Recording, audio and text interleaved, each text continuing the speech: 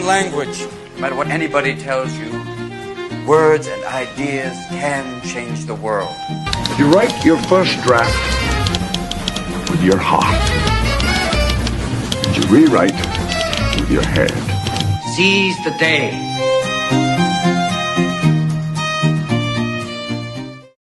Greetings, salutations. This is, in fact, the Writer Showcase, a monthly show where we gather a group of writers together and we ask them a series of questions about the writing process, the highs, the lows, advice they would give, etc. But we also take your questions during this show, so don't forget to like and share with your closest friends. If you're watching us live on the replay, thank you so much for doing so. And if you got any questions, once again, if you have any questions, drop them like it's hot in those comments or the chat. I am your host, Ryan of Quote Channel, and in the roundtable discussion, talking about writing. Please welcome best-selling author S.M. Sykes is in the building. How you doing, sir? I'm good. How you doing, Ryan? Oh, doing well, man. Thank you so much for being here. We do greatly appreciate it. And also joining us on this roundtable discussion, kind gentleman by the name of David Wolfson is here. Hello, good sir. How are you? Hello. Thank you for having me, and it's a pleasure meeting everyone here. Absolutely, absolutely. And also joining us is a good friend of ours, and he's here 1 minute, gone the next. He runs away faster than a dash of coffee, a dash of reading. Dash Hooper's in the building. What's up, son? How are you? Thanks for having me. Oh, we're happy that you're here, man. Appreciate you. And appreciate you. Also join us for the first time ever in the history of this program. That's right. We're breaking the internet tonight. In the history of the Writer Showcase, she's back. Heather's here. Hello, Heather. How are you? Hey, I'm doing good. Glad to be back. Yeah, it is good to have you here. It's been a while, hasn't it? You said it's been a year since the last time we saw you on this show? I Good think Lord. so. I feel like it's, I don't, could be a year. Time has been running together. I mean, I know I'm probably the youngest one here, but it feels like time just keeps going faster and faster. Yeah. No, I feel you. You know, I'm pushing pretty soon here. I'm going to be a big 4-0, and then time's just going to go by 40 times faster, and that's going to be depressing as fudge. But anyway, it is. It's going to be very depressing. But anywho, hey, let's keep the sunshine rolling in here, right, Heather? Yes. We're happy that you're here. We're happy that everybody is here. With that craziness out of the way, first question up for grabs. I'll turn this over to S.M. Sykes if he wants to take the floor and answer this one first. What makes a great book in your mind? Great book. What separates a great book from a good book? I would say how it sticks with you after you finish the read. I mean, there's a lot of good books that people say, oh, great book's a book you can't put down, that you read through in one session. Actually, my wife actually said that earlier today. But I think a great book is one that you constantly go back to, even if you're not rereading the book itself, but it's always coming up in your head. That's a good answer. Yeah, that is a good answer. Absolutely. Appreciate you. Sorry. Like I said, a little bit of technical difficulties back here. But anywho, great answer. Thank you for sharing that with us. What about you, sir? David Wolfson, what in your mind makes a great book? What do you think? I tried to do this in my book, The Financial Syndicate. I want to, in my view, a great book is something where you can laugh, cry, feel happy, and go with the personally invest in the story. Make sure you when you're reading it, like, you feel for the character and you are emotionally invested in the character. And that's what I try to do, and that's what I'm trying to do in my second novel. So just want to really be there, and then after you're done, research further into the topic and on which the book is written. Okay. Interesting. And by the way, congrats on the upcoming sequel, because these days, Sydney, you gotta make a sequel. Yeah, still in the beginning stages of that right now. So congratulate me when it's done. No, I got you. Sorry, maybe I jumped the gun here a little too soon. But hey, slow and steady always wins a race, my friend. Exactly. Slow and steady always wins a race. That's what I've learned over the last few years. But with that being said, Heather, what in your mind makes a great book or a good book? What do you think? I would say that a great book, it grabs you so much that you forget everything else going on in your life. Like, you jump into reading it and you're so like invested and you're so into the world and the characters that everything else that's going on in your life, it's just out the window. You are now here with the book. And I'm trying to do that with my works now. I feel like I'm succeeding at it, but I feel like that the best way to get the best kind of books are the ones where you're like, say you're in Narnia and you're just been in Narnia for 3 hours and then you close the book to like take a break or something. And it's like, whoa, where am I? Yeah. And you're back in the real world. Yeah, I'd rather be in the wardrobe personally. Honestly, I just want to honestly, I just want to go through that. It'd be a little wardrobe. I'm a bit tall, but I can still fit. Don't lie, you want the Turkish delights. No. Oh. I do not want the no. She Turkish said you'd delight. sell out your brothers and sisters for that. Yeah, I know. That's what I'm saying. Turkish delight might have some more. No, you're not going to get any more. No, facts. No. I would go through the wardrobe, look at the lampposts, get a little googly eyes, and all of a sudden I would bump into a nice, friendly fawn, Mr. Tumnus, and just hang out with him. Especially if it's played by young Professor Xavier himself, James McAvoy. There you All go. right. I'd hang out with that iteration of Mr. Tumnus any day of the week, twice on Sunday. He's a friendly fawn, give him tea, some crumpets, some something to eat, I don't mind it. Anyway. Oh, that was James McAvoy? It was. Yeah, in the and 2005 iteration of the Lion, the Witch, and the Wardrobe, James McAvoy himself played Mr. Tumnus. Yeah, probably that was the beginning of his career. I didn't make the connection. So hey, you learn something new every day. It was one of his first roles, yeah. Considering the fact that it came out in 2005, so because he looks so different in that movie for obvious reasons, outside of the whole goat half. Visual effects, prosthetics, makeup. You know what I mean? It's just it's movie magic. But yeah, no, I love that movie personally. And actually, I just not too long ago, I bought the re-release and anniversary edition, I think it was called, of the Chronicles of Narnia, all 7 books together in this really ridiculously good-looking hardcover. It's on my TBR shelf, Heather. I just haven't cracked it open yet. Gosh darn it! But I am going to read it. It's going to happen. It's going to happen. It's going to happen. But aside from that, Dash, what is it that makes a great book? the cover. No, I'm just kidding. It could be. I mean, it could be. No, I mean, along with everybody, I want to feel personally invested. I think, and there's we've talked about, there's good books and there's great books, and I want something that I'm going to be personally invested in. And I'm mad at the villain. I am cheering for the protagonist, the hero, and like everybody said, I want to be able to remember it. When I walk away, when I put it down, I want to be able to go, I was there. I was right there with them and doing everything they do. So that to me makes a great book, or a great book. And yeah, pretty much it for me. Fair enough. I can see that. I get that. And thank you all for answering that first question right out of the gate, and just give everyone a healthy reminder. This is the Writer's Showcase, talking about writing. Let us know your questions or thoughts in the comments down below. If you're watching this live on the replay, thank you so much for doing that. Appreciate all of you. What do you do? Where's your favorite spot to write, Heather?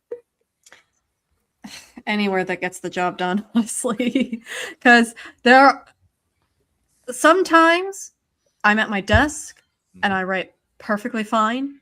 And then the next day I sit at my desk and nothing happens until I get my little portable lap desk thing and take my laptop outside and I sit on the porch and then I get some writing done. But then the next day that's not going to work. So I take my lap desk and I go to my bed and I just lay on my bed and then the writing works there. And then maybe a week later I come back at my desk and that's the best way to do it. So it's honestly just wherever it gets the job done. Could be one flavor of the week, could be 3 flavors of the week, maybe even 31. My muse is quite fickle, so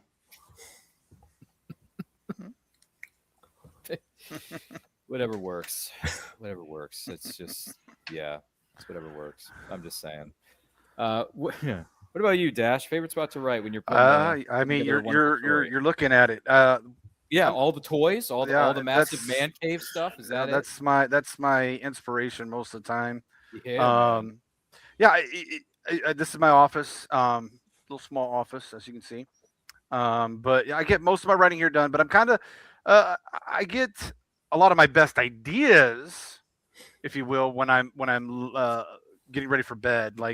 So I have my notepad and stuff there, and then I write down there, or I'll think of a good paragraph or maybe some interaction and dialogue, and I'll write that there on right before I drift off to sleep by the missus, and she's like, "Turn off the light," and I'm like, "No, there's a really important scene coming up." And but that, yeah, mostly here. I do write occasionally on the couch. I'll pull my laptop over there and uh, write a little bit there, but 90% of it's right here. Fair enough. So in other words, if you have a narrator narrating your life, meanwhile, at the Hall of Justice, as Dash Hooper is crafting his next great novel. Yeah. That is exactly it. Ted Knight has definitely popped in my head a few times. So. Oh man, I remember watching reruns of that show. It was interesting. Yeah. It was. No, I seriously. I have everything on DVD.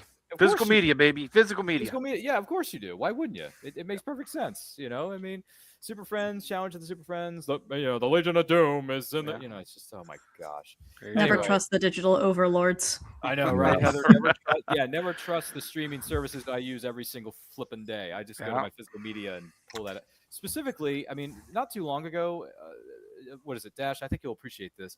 I bought the, is it the 60s? I think it was the 1960s animated Superman, the animated series, the 60s. Well, you one. had the animated. Yeah, you had 60s, but you had the. I think it was the New Adventures of Superman, something like that. Yeah, that would be the 60s, and then you had a 70s and 80s, depending on. I think I have Ruby Spears. Yeah, I think I have the 60s one on DVD, to be perfectly honest with you. It's the one where he goes, flies away and then every time it transitions to a new scene, it goes, "Dern." Yeah. And I'm like, ah. It's a weird image, but sticks with me. I tell you, Superman, I smell a rat. Anyway, there's so many voice actors. It's insane. David, I got to ask you, what is your favorite spot to write in? Given that I started the Financial Syndicate as a result of a delayed flight, I was writing in the corner of an airport, in the airport terminal, waiting for my flight to be called, and that's how the story was born. I also, it's my places to write are contrasts somewhat. When I commute to, I live on the Jersey Shore, and I commute to Manhattan every day. And Jersey Transit is very, very unpredictable, to put it lightly. So sometimes when I'm stopped and just waiting for however long, and I take out the laptop and start writing. In the past, what I did is that I went to another city, or I went to a beach for a weekend, and I'll be doing this when I get further into the second one, and just get away from civilization, get away from outside distractions, and then start writing. So if I'm bored or if I'm impatient, it's great therapy. But if I really want to focus, I go to a very private location, and where everything is just centered on the work, and just start typing away. Awesome, man. Awesome. Yeah. It's amazing how some of these ideas can come from anywhere at any time. So it's a valid point. What about you, Scott, or SM Sykes? Where's your favorite spot to write in? Scott's fine. I just put my author name up there. Okay. Spoilers. Now we know what SM Sykes. Oh, I know who he is now. Oh no, you doxed him. Yeah, I messed it up. I pretty much just right on the couch. Sit down with my portable little lap desk, and put my laptop on there and right there. But I kind of agree with Dash. Like, my ideas come more when I'm in the driver's seat. I drive a lot for work, so that's where I work out the plots and I work out all the stuff. Like, he's going to bed, but me, it's to take something off of staring at the road all day. So I get all the ideas there, and then I come home, I sit down, and that's when I put it in not pad to paper, I guess, anymore, but put it on the digital realm. Fair enough. Yeah, when I'm writing stories, 9 times out of 10, I always do it, on a computer screen. But it never hurts to have notebooks around, especially when they got these magic words. It's word slinging time, y'all. So. Yeah. Well, see, if I wrote it in there, I'd have to rewrite it on my computer and come up with it again, because I can't read a thing that I wrote. That's why everything is digital. Yes. I find sometimes it helps to write it out, and then when you're rewriting it, when you're going over your own like story, then it's like, I don't know if this works what I originally thought. Maybe I could just rework this a little bit. So I still like to write it down in the journal first before I write it down, because sometimes I'll catch stuff where I'm like, I was an idiot when I came up with that. Why did I do it this way? Yeah, you're kind of editing it as you're rewriting it. I did that with my first novel. I kind of got away from it with the rest. Oh. If I did that, I'd be like, what did I? Yeah. Yeah. What did I write? So Yeah. No, I like that idea though. Mm-hmm. Yeah. It you know, I mean, I don't write like my whole stories out. I just write down the general ideas and some details for it in a sheet of paper, and then I start typing it up on the computer screen, and then it just starts flowing. As soon as you start writing, it just flows out like a dam breaking. Everything just starts. It's like it's spilling out. I got to get all this down. If I don't, it's gonna ruin my life. You know, or something. Like, I don't know. Maybe I'm. That's where one day comes in. Sorry. No, that's where voice to text comes in. I just hit the thing and just talk as I'm driving. Yeah, absolutely. One day I had an idea, and I didn't want it to escape me. And I was walking up 6th Avenue where I work, and then I just said, so I just took out my phone and just wrote little words and reminders and just in incomplete quasi sentences, and then I said, okay, now I have my thought, and make sure it didn't leave, and I made sure that it did not leave me throughout that whole time. Exactly. Yes. Yeah. I've done it. I mean, I've been in a department store where something hit me, and I'm just like, all right, stop. Yeah, I kid you. Yeah, I sit. My wife's shopping. I sit down in the little chair and I start typing away in my on my phone and get my notes. And yeah, it's amazing where inspiration hits you, though. I mean, because it literally can be anywhere at any time. Yeah. My inspiration sometimes comes to me at work, because I have a very monotonous job. I work inventory, so I'm literally paid to count boxes all day. Jeez. And it's like, while I'm counting the boxes, my mind will just wander. Yeah. But since we're all sharing, this is the journal I like to outline in. So very nice. to help out. And I'll give you a little sneak peek on how I write my comic books. Hey. I literally sketch it out. Yeah. Panels like that. Yeah, I heard a couple artists like that, because it kind of gives them the idea. Well, I started sending my artists that when we were first working together. That's when we were first kind of getting to know each other's style. But once we've gotten to a point where it's like, I completely trust what you're doing here, I've stopped sending them to him. Yeah, that makes sense, though. And it's more for me nowadays to just keep track, because I can't visualize a comic page on its own. So I need to sketch it out first and see where the word bubbles are going to be first. And then I'll write the script. Okay. Yeah, that makes sense. I like that. Yeah. I like that a lot. Yeah, that's actually a good point. And one of our goals for later this year, I mean, for me personally, this I probably shouldn't say, but one of my goals for later this year, towards the end of this year, if not the beginning of next year, is to put together a one-shot comic, Heather.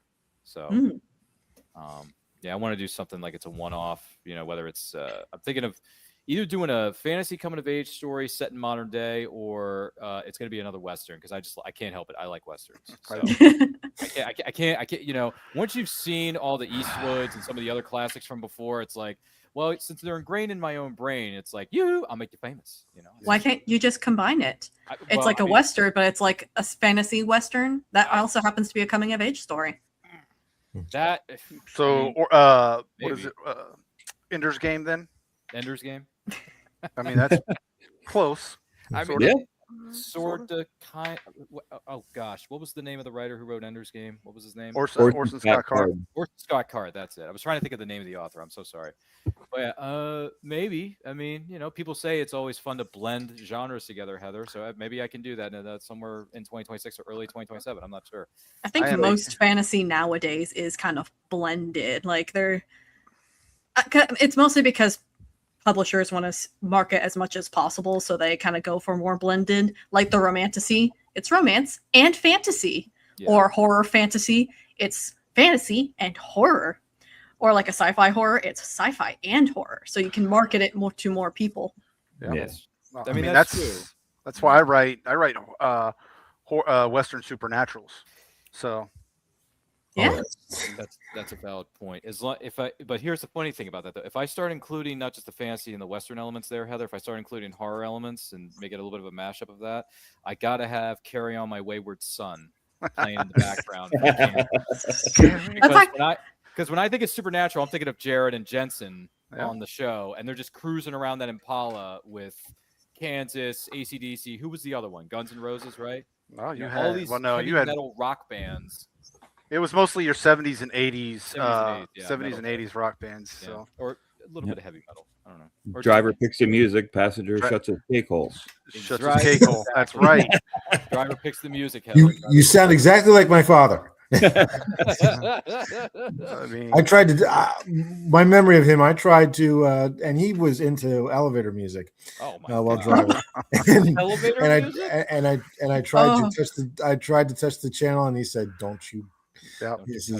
Don't. In the words of the announcer from Television, "Don't you dare touch that dial." He said that exactly. Don't you dare touch that dial. And wow. I tested him throughout that time. I mean, that's what you're supposed to do at that time. Yes, I did.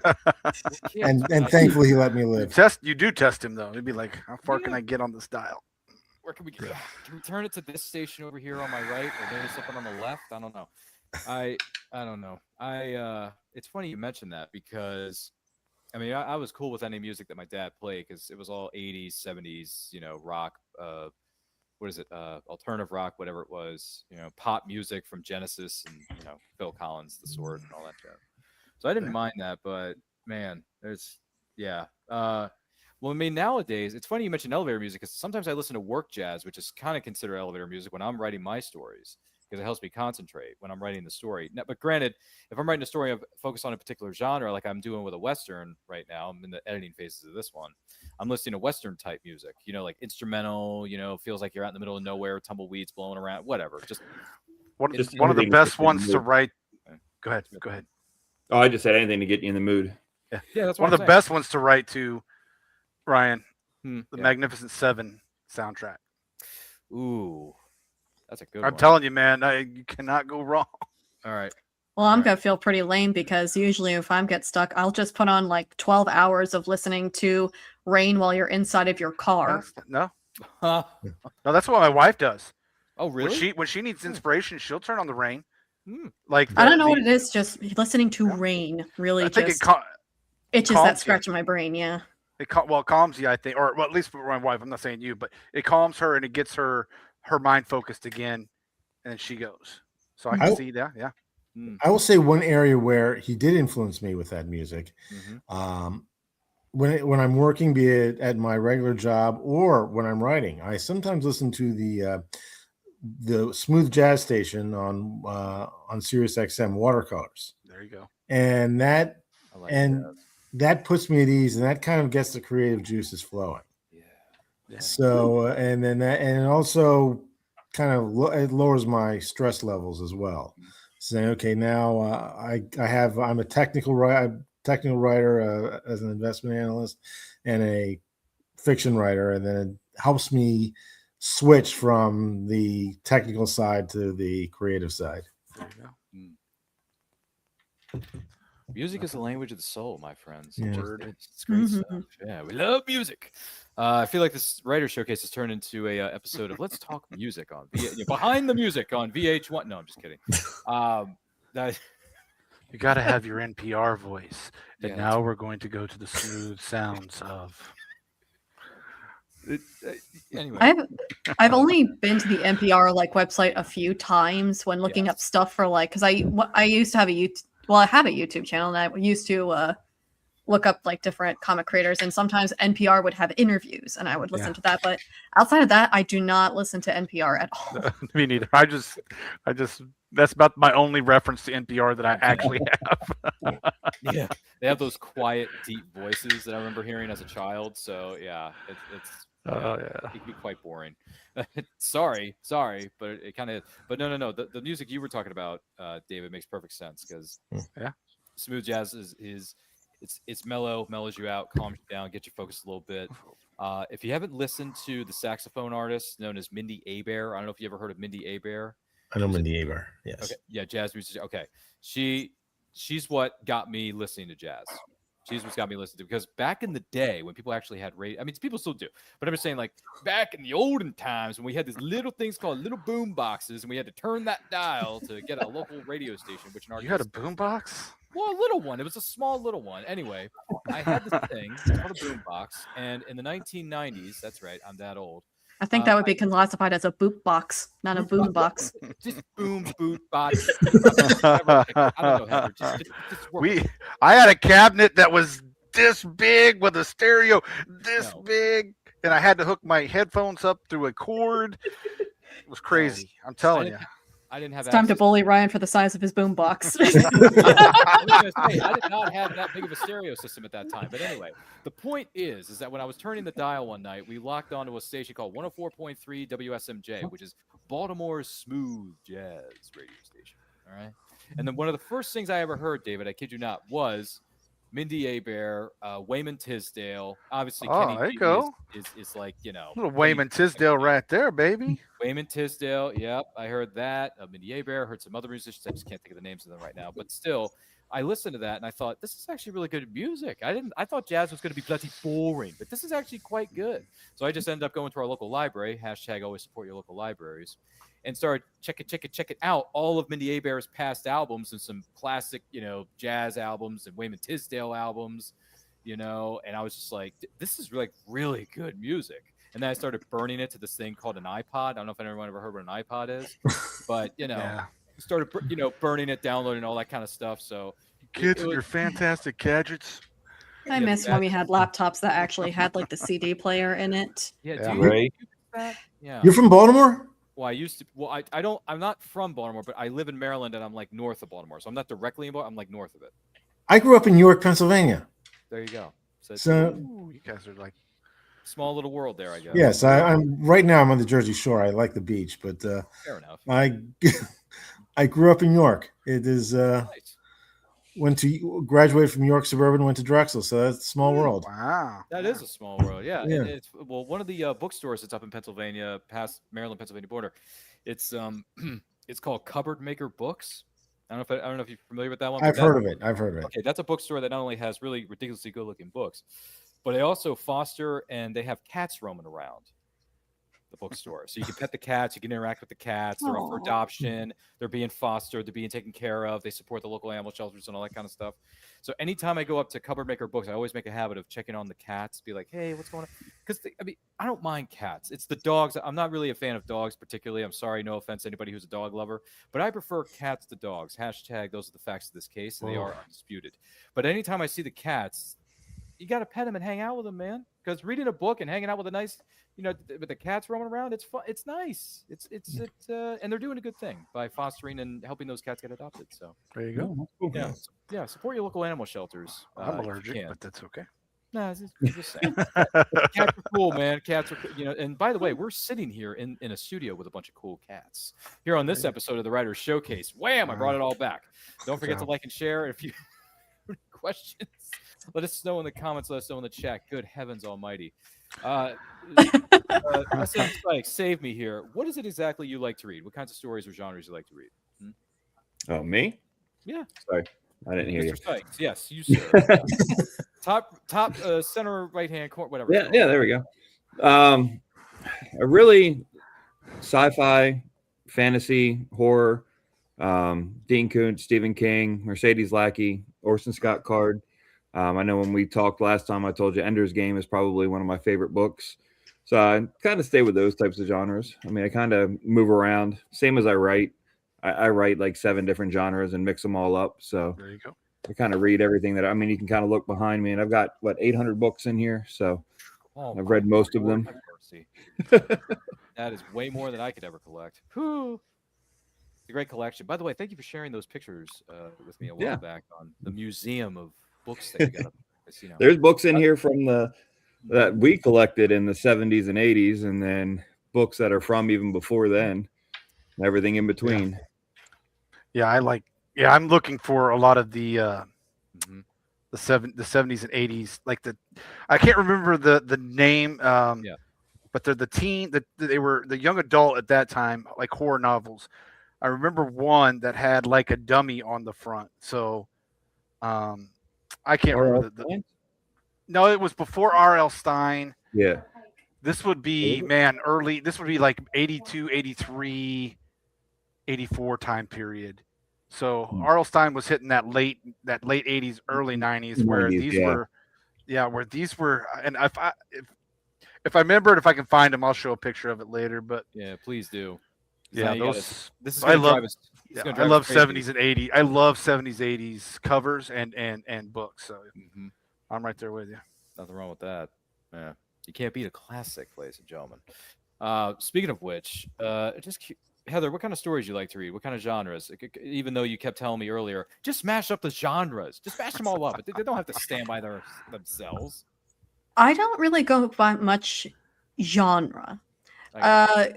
For me, it's like so long as the story has a good premise and good characters, then I will love it. Like, I really like The Princess Bride because it's a really good story, and I do genuinely like the characters, like Inigo Montoya and all that. But I also like Silence of the Lambs, which is one of my favorite movies of all time. And it's psychological thriller, can't go wrong with that. Amazing characters, and I just love that kind of story. Or even with like mystery, with like Sherlock Holmes, they're interesting situations, and I genuinely like the characters of Sherlock Holmes and Watson. So it's not so much like genre for me, it's just making sure that it's a good story and B has good characters. But I guess I generally go around with like fiction. I guess I know it's general, but again, I'm not really that picky when it comes to genre. All right, fair enough. So I'll send you copies of my Western short stories, and you'll sit down, you'll read them, and you'll like them, and then you'll give them a positive 5-star review on Goodreads. I do like a good Western every here and there. See, we're getting somewhere here, guys. We're getting somewhere. Gee whiz. Oh man, what about you, David? What do you like to read? What kind of stories? As a Gen Xer, John Grisham came out when I was a college freshman, and I got hooked onto the firm, and at the same time, many of the thriller suspense movies came out, like not just the movie version of the firm, but stuff like A Few Good Men, Presumed Innocent, anything that has a good quote unquote crime thriller. And I started my book based on the fact that let's see what I can write. And here I am with all of you. And this might be a contrast, and I can say this with a straight face. I sometimes stole from my mother's bookshelf. My mom was a big Danielle Steele fan, so part of me was I wanted to read the story, but at the same time I was trying to figure out women, and I'm still trying to figure that out as well. So I'm still reading Danielle Steele. Dang it! And that was one of those. And it was one of those things where I kind of picked up some writing techniques from reading some of those books as well. Yeah, you have to. So it's the kind of the balance between the mystery thriller and the romance, which you might see in my novel. Very good. Romance. They no more. Anyway, Yeah. I've quit. Yeah, dude, I watched Aladdin 50 billion times as a kid, man. I can quote that thing backwards and forwards like nobody's business. Like I did it when I was 6 and 7 years old in school, and my students, not students. Geez, I'm not a teacher. My classmates were laughing along with me because of how good of an entertainer I was back then. It's just that's when the seeds were planted, brother. So, honestly, because I told my parents when I was like 6, 7 years old, I said, I'm going to be the next great actor. I am going to be the best actor that's ever I need to be an actor. It's so much I want to be an actor. And then unfortunately life takes, twists and turns like any other story in this world, folks. Life has a way of twisting and turning and winding and zigzagging from here to there. And it goes from here to Albatross Air, a fair from here to there. And then I became a podcaster who's, got 2,068 subscribers now. So yay. Yeah. We're doing, yeah, man. We're pulling in like massive numbers, brother. I mean, one of my interviews from a couple of weeks ago just went over 100 views. I'm like, dang, we're doing something good, man. You're doing good. Word is spreading. I'm gonna go off on a limb and say that when you were a kid, that you were not allowed to sit next to your best friends because you two would be like constantly joking with each other. He, and- he sat by the teacher's desk. His Yeah. desk was right Whoa, by the whoa. teacher's desk. I don't know if I go that far. But what we did have when I was in school, this is a perfect thing to bring up. We had something called assigned seating in the cafeteria. In the cafeteria. Yeah, so we had assigned. So they had these things where it was like a circle chart, right? So they put it on the table and it says BB, GGG, BG, everything was divvied up. Like 2 boys can sit together, 3 girls can sit together. Like everything was divvied up, so they wouldn't have me. This is why they conspired against me. They didn't want me sitting with my buddies, so they would say, "Ryan, you sit here. This person sits there. This person sits over there. Ryan, you just stay where you are and don't move." Yeah. So we Well, had that's assigned just seating. cruel. We literally had assigned seating in our cafeterias in elementary school as kids. Wild. That's horrible. How many food fights were you having back then where that was required? Well, Funny. it's funny you should say that because me personally, I've never thrown objects of a piece of food at somebody else. So I was never involved in the food fights. If there was one, it was over here on the other side of the room, because I was on this side of the room and the rest of the potential troublemakers were on this side of the room. So Funny enough, that rule is now called the Ryan rule. That's why they have to have designated seating. Maybe it is. Maybe the school I went to in elementary school, for anyone who's wondering, probably got the gist a bit like, okay, we got to create the Ryan rule here. We can't have this, that, and the other happening, because otherwise he's going to get too popular for his own good and he's going to turn into Ferris Bueller, and everyone's going to wear shirts that say "Save Ryan." Save Ryan. Ferris. Yeah. I heard Ryan was donating his eyes to Stevie Wonder. Yeah. Because one of our teachers asked, where is Ryan? And then someone spoke up and said, he's sick. My best friend's brother's cousin's nephew saw this kid who saw Ryan pass out of 31 flavors last night. I guess it's Listen, serious. if you can't get a good Ferris quote in, are you really living? That's all I I'm know. saying. Thank you, Simone. No problem whatsoever. Fry. Anyway, Dash, do me a favor. Tell me, what is it?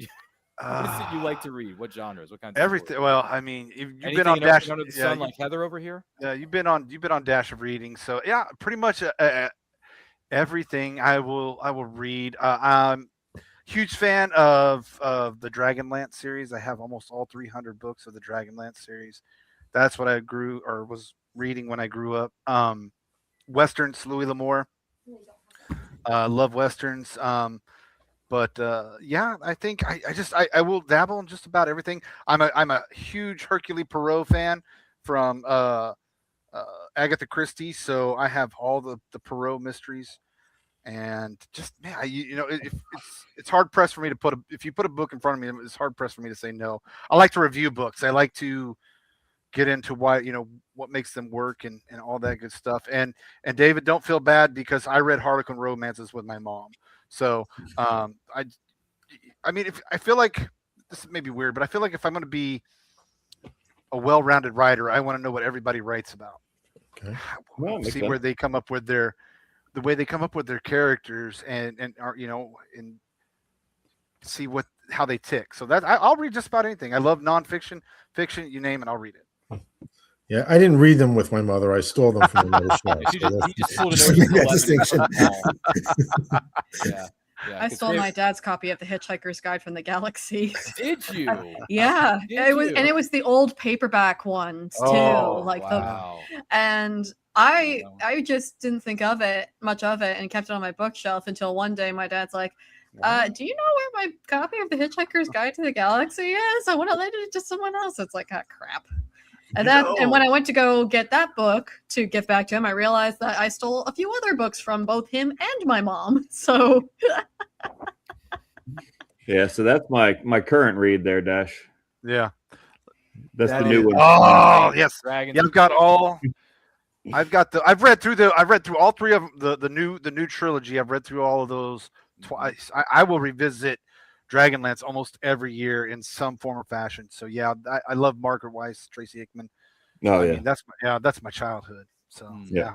I go back to Orson Scott Card and Ender's Game and Ender's Shadow. Not usually too many of the others, but those 2 I always hit.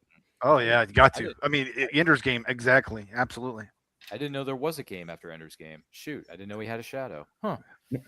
There's a few enders Okay, in the sorry, series. I was just under the impression it was a one-off, but I guess I was Nah, wrong. there was like 50 of there them. got to be like 15 books in that. 15. Yeah, I believe you're Yep. right. Next, you're Great. going to tell me that the never-ending story had a sequel. Well, I mean, No, listen, it's as never someone- ending. It's never ending. True, true. There's no And- sequel. That book just keeps going. It does. It does. And as someone who grew up during that time period in the 90s, well, late 80s, early 90s, where we had the Neverending Story in 1984, and then the sequel with Jonathan Brandis, R.I.P. to that young actor, came out, and I think in 88 or 89. It's called The Neverending Story 2, The Next Chapter. And I'm like, why would you name your sequel twice? Right? We already know it's a sequel. You don't need to name it The Neverending Story 2, The Next Chapter. You know what I mean? Just And say then chapter. but then they came out with, and this is the funny thing about reality. I remember watching The Neverending Story 3, Escape from Fantasia, when a different studio took over, a different production company made the film. Oh, dear. Young, almost unrecognizable Jack Black is in that movie, okay? As the Wow. bully, okay? He Wow. was the bully in that movie. And he's got a shaved head. You got Jason James Richter, who played the main character in the Free Willy movies of the 90s, the lead character in that, and he's playing Bastian Balthazar Bucks in the Neverending Story 3. And at the time, when I was young and naive, Heather, I thought Neverending Story 3 was really cool. But when you look back on it and you revisit it and you see how horrible the effects are, how horrible the prosthetics look, and all the other stuff that they did, what's the expression? Retcon, some of the stuff that Retcon. happened in the first two films. I'm thinking, what? Yeah. In the words of Tom Hanks, I still don't get it. So it's just, it made no sense. So for me, the Neverending Story, even though it technically could be considered it's not. It's a duology. All right. Yeah. I know people throw the second one under the bus, and I can understand why, but I like that movie. The first one is still the cream of the crop. There's no doubt. But the second one, very, very good to me. Okay. Neverending Story, very, very good to me. I have noticed that with a lot of the media that I grew up with. Like we mentioned Aladdin. Yes. I was actually rewatching it with my boyfriend because that was his childhood favorite movie. And watching it again as an adult, it's like, wow, the CGI is in your face. I mean, when you're a kid, you didn't really care because you're just watching Aladdin fly around on the magic carpet. And what do you mean all this was computer generated? But as an adult, you're looking at it, it's like, oh, wow, CGI. Yeah. Wow, that is like very blatant. But I guess I'm giving them a little bit of credit there because CGI was relatively new at that point. So The animation. at least it wasn't the owl from Labyrinth. Yeah. Yeah. the Come on, animation- you cannot make fun of Labyrinth. It's a great movie. Yeah. Well, I mean, the only reason I remotely remember anything about Labyrinth is because I had my one of my Hollywood girlfriends, Jay Connolly, in that. Jennifer Connelly. Jennifer I got- Connelly. You know, I got nothing against her. I mean, listen, you're talking to a guy who watched Labyrinth, and then when she shows up in the Rocketeer, ladies and gentlemen of the jury, that was prime Jennifer Connelly. Rocketeer was prime. Rocketeer was good. Yeah. Yeah, Yeah, and Rocketeer by was the great. way, if you've never seen The Rocketeer, go and watch it. It's a fun movie. It's a fun throwback. It really is. It's been years since I've seen it. Well, go ahead and watch it. It's a movie night. You can watch it after you're done this show and your homework. It's fine. I've already watched it. It's just been years. You need to revisit it so you can witness the magic of that movie. All right, because first of all, you got Bill Campbell, who had no idea who he was at the time, but he was a good actor in that movie. And then you get Jennifer Connelly in her prime. And third, most importantly, you get James Bond himself, Timothy freaking Dalton, playing a villain. Okay, and he plays it beautifully. He's just, I mean, come on, man. He's walking around in that coat and that suit. He says, "Goodbye, Eddie. Happy Valentine's Day." And I'm like, yes, You did a good job. man. Yeah, you did it. You nailed it. He's great. He's great. And because Bill Campbell looks at him and says, "Where's your stunts double now, Sinclair?" "I do my own stunts." And I'm like, yes, you do. Because you're James Bond, baby. So, He did in Flash Gordon, anyways. well, that's another one. That's another example of greatness, right? Is it? Well, is it? I don't know. I mean, Maybe not. does it hold up to date? No. No. But it's still a great movie to I mean, you're holding on to the Nostalgia. the pulpy and the nostalgia of it. So, And the yeah. Queen. And the Queen. Let's not forget about the Queen. Yeah. My eighth or ninth birthday, we all saw Flash Gordon. Yeah. Did you? Yes, that was the That was, that was the thing. We all saw Flash Gordon on. Yeah, I went and saw it in the theaters. Yeah, I was 7 Yeah, when theaters. I was Oh, in the theater. 7 in Wow. the theaters. Would you classify Flash Gordon to be one of those movies where it would deserve a remake? Ooh, Depends. depends on who's Yeah, you Yeah, got I you. mean, doing it. I can't Well, think and of it depends on who's the director, because we know quite a few directors nowadays Yeah. want to recreate it for modern audiences, which Wha- it's Flash Gordon. One of the that things hard. that made it It's great. Flash Gordon. Come One of the- on. That made it great. Yeah. One of the things that made it great for me, and people will argue, the Queen soundtrack is what made Queen. the because it went with the movie. So like, it's it's telling the story of the movie as well. So if you remake it, you have to have somebody come in and almost be the whole entire soundtrack. You can't have various artists. You have to have somebody do the entire album. I think, yeah. But that costs money. We need Nah, to get AI to Hollywood make doesn't have any it. money. and that song, may I add, the Flash Gordon song is an earworm. Is If it? you- Yes. Once you Oh hear my it, you can't gosh. get. Is it? Yes, Oh you yeah. can't- I'll try not to do it because I don't want to earworm it. But I agree. Yeah, I don't know. I just one of the few things I remember of that movie is the woman screaming to the hero towards the middle of the end. I can't remember who it was. She's like, "Flash, I love you, but we only have 24 hours to save the Earth." I'm like, Oh, what yeah. the heck is this? Dale What Arden. is Yeah. that? Who says that? Who? I mean, anyway. Great writers say that when they're building their dialogue. It's horrible writing right there. That kind of sounds like a line where it's like two warriors are like going off against an alien army, and one of them says, "I love you," and the other one's like, "I love you too, but we're kind of busy right now." Yeah, right. Or I love you. I know. Yeah, Empire Strikes Back, baby. And that was That actor didn't really do anything aside from Flash Gordon. He really wasn't. He did a lot of B-rated after that. A lot of B-rated. Yeah, and, he really didn't. I thought that would be a star-making turn for him, but he really was not. for well, Stallone. his ego got a little bit in the way. His ego got in the way. His son was Pete on Smallville. Okay, I saw Smallville. Really? maybe once Sam or Yeah, twice. Sam Jones. Jones? Sam Jones III is Sam Jones' son. I didn't know. Wow. Yeah. I'm shocked. This is breaking my brain right now. I did not know that was. Wow. He was just at Sam Jones was just at TexomaCon, and so I got to meet him. Oh, how was he? Again, there's a reason he's not a major star now because his ego.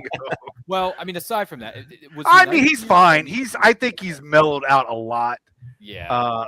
He's mellowed out a lot, but I mean, he's very receptive to talking about Flash because that's pretty much that's cool. that's who he is. So Yeah. To a certain degree.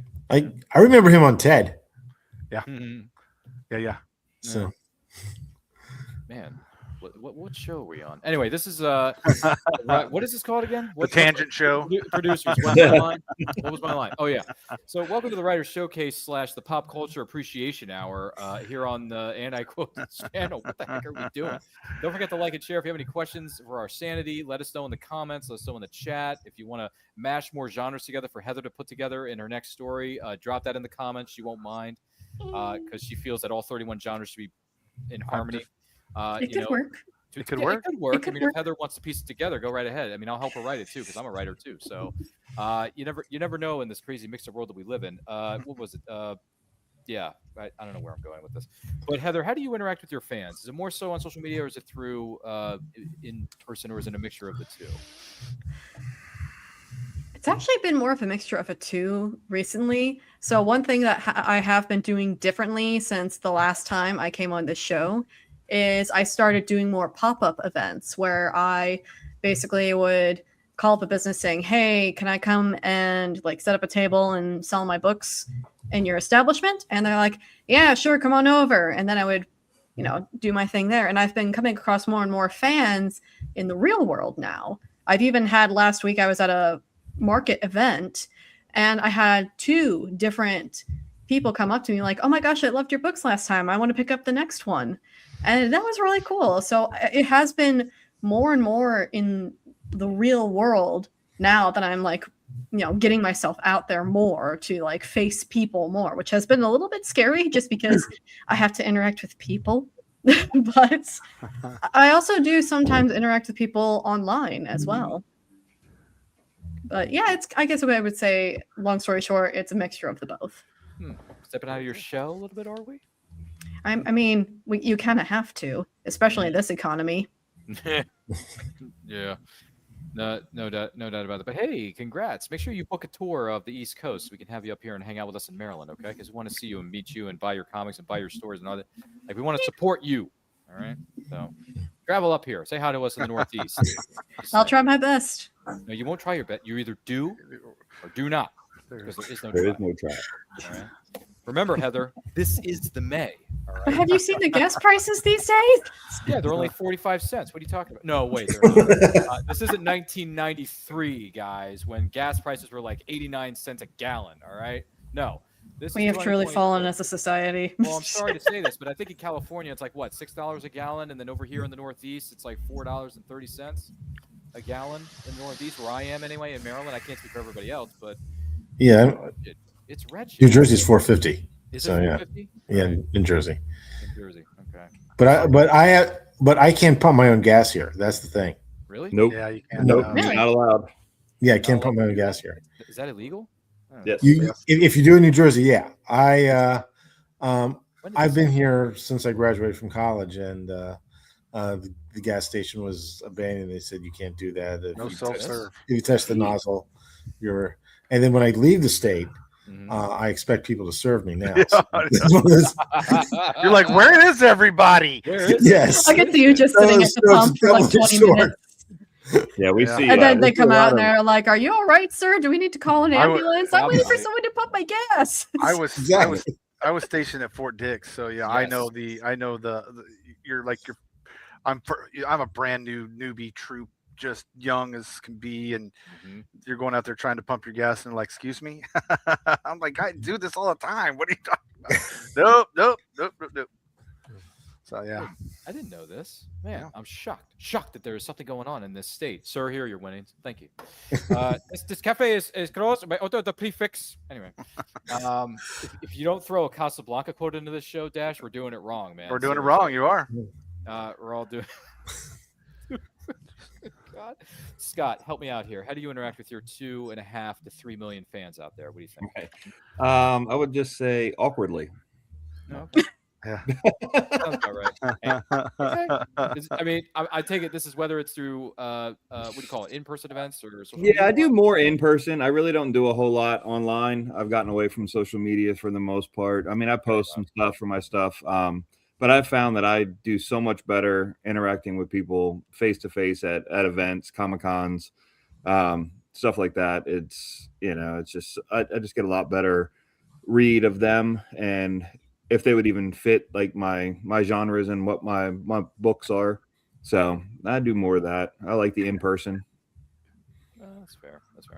That's how Scott and I met. Was at a Yeah. in-person event. We struck up a conversation. I said, "Hey, I do this thing. It's called a $1 million podcast. You want to be on there and get your ratings up?" He's like, "Yeah, sure. Why not?" Was that Freight Read? Yeah, I think it was. Well, yeah, I think it was. Yeah, it was. It was Fry Reed's Book Festival in. Yep. Yeah, is it Hereford, Harvard? What is it? The Howard County. Fairgrounds. Yep, Howard Howard County County Howard County Yep. Fairgrounds. Yeah, That's so where we it was. met there, and then I saw you again. I think at what was it, Far Point? No. Yeah, Was it at Far Point this year. Far Yep. Point, you and I met up again, and we were just spitballing about some stuff and talking about some stuff, and I said, "Hey, we want to have you on the show. We want to have you back," and you said yes, which is if you don't say yes, I'm doing my show wrong. I made a monopoly, couldn't refuse. Worked out that way, and thank you for doing that. But yeah, that's how. And yes, I will be there again for what is it? Fry Reed's Book Festival. I will be there again. What is it? October. They're actually holding it like literally the week before Halloween. Yep, because they couldn't get August this year, so they moved it. So yeah, it's a week before Halloween. But yeah, me and my wife will be there. Nice. Yep. We'll hang out. We'll have a good time. Buy some books. Support some indie authors out there, and it'll be a fun time. It'll be cool, spooky. Things go bump in the night, Smithers. Anywho, I don't know where I'm going with this, but David, how do you interact with your fans? If you don't mind me asking. I'm still getting off the ground. Mhm. So I'm still on ebook. I have gone to many library expos, and I'm still at the phase of, hey, everyone, look at me. I did this book. So I'm still working on that. However, I always try to answer as many questions as possible. I don't think I'm at the point where I'm like a John Grisham or James Patterson, David Baldacci, where I walk in a restaurant and I'll get people or Stephen King, or then people just be answering endless questions. Whether I ever get there, I don't know. However, I always want to learn from fans what their favorite parts were, if they saw any of themselves in my characters, if they also if they had if there was a defining moment, if I would have happened to inspire them. I would love to know if whether it whether someone would want to get into finance or not, whether that would be their decided, whether if they still want to do it or if they want to do it. That's depends on how you look at my books. But I always want to know. When someone approaches me about my book or books in the future, I would like to know specifically what they liked and what they did not like, so I can grow as an author and so I can evolve as time goes by. Because hey, they're my biggest customers. Yeah, makes sense. I wish Feedback. somebody would ask me a question other than why did you kill them all and why did they die? That's usually the only two questions I get. Yeah, I had it in my, not to give away my plot, but a significant character in my first book dies, and I think there will be tears shed when you read it. But I don't want someone. My biggest nightmare saying is, "Why did you kill him?" It may be a redo of Misery, saying, "Why did you kill this person?" And I don't even want to think about that. Yeah. I think it's even weirder when. Oh, well, I wouldn't say weird, but I think it's like it kind of strikes you a little funny when your fans say that they like relate to a character where you're not supposed to relate to. Yeah. Like I have a short story book, and in one of the short stories, it's literally about this guy. I guess you could call him an incel, but he's got an all around crappy life. His mom that he lives with is a complete nag and honestly kind of a bitch to him, and his sisters treat him poorly. And the story ends with him finally snapping and driving all of them off of a side of a cliff where they crash down, and then he gets up and just wanders away from the crash scene. I mean, we don't know if he lives or not. And I had a guy who bought my short story book, and then when I later met him, he's like, "Yeah, I really like related to that story because I do often see myself as a nice guy." And I'm like, Uh-oh. So when he says, "Hey, I'm an Uber driver," you go, "No." I mean, I guess you could relate to it where there are a lot of guys who feel downtrodden, but I mean, you're not supposed to really like feel bad about him. You're not supposed to relate to him 100%. I was gonna say, do I have to call Detective or Captain Olivia Benson Yeah. to come over there and do some investigating there for you, Heather? Do I have to Stabler, call my you friend can get Marissa Stabler. Hargitay to come over there? yeah, I once saw an interview with Steve Carell. Oh, did you? In the High Point when The Office was at its at its height, and I remember Steve Carell saying something very interesting. He said a fan approached him saying, I love your character. I want to be just like Michael Scott." Steve Carell looked at the person and saying, No, you "Really? Do you Do you want to be like that?" Because naturally, I've seen with The Office, it's funny when you look at them on TV, but when you have to deal with them in a certain person in real life, that's a whole other story. Yeah. Same thing with The Big Bang Theory. It's funny to watch them on TV, but when you have to encounter someone with that personality, it can get exasperating. And it's kind of interesting when Heather mentions that, saying, "I really like that character," and you kind of brought back the memory of that interview with Steve Carell saying, "Is that who you really want to model that my character on, or are you just getting the wrong idea, or are you that demented?" Right. Maybe. I don't know. Maybe it's like a Rorschach scenario where the author accidentally point, creates the character who's like the only one where he makes perfectly good sense, and then he's surprised that everybody likes him over the mass murderer that you're supposed to like, apparently. Okay. Right. Yeah. It's that classic. Well, two things. One, it's a classic line where Rorschach says, "I'm not locked in here with you." You're locked in. You're locked in here with me. And I'm like, oh man, Jackie or Haley just delivers that line pretty good with gusto. And then the second thing is, I haven't done this yet, but I'm going to add this clip to the set where if someone says something like a big thing's coming, like an upcoming book release or whatever else, it's a positive thing.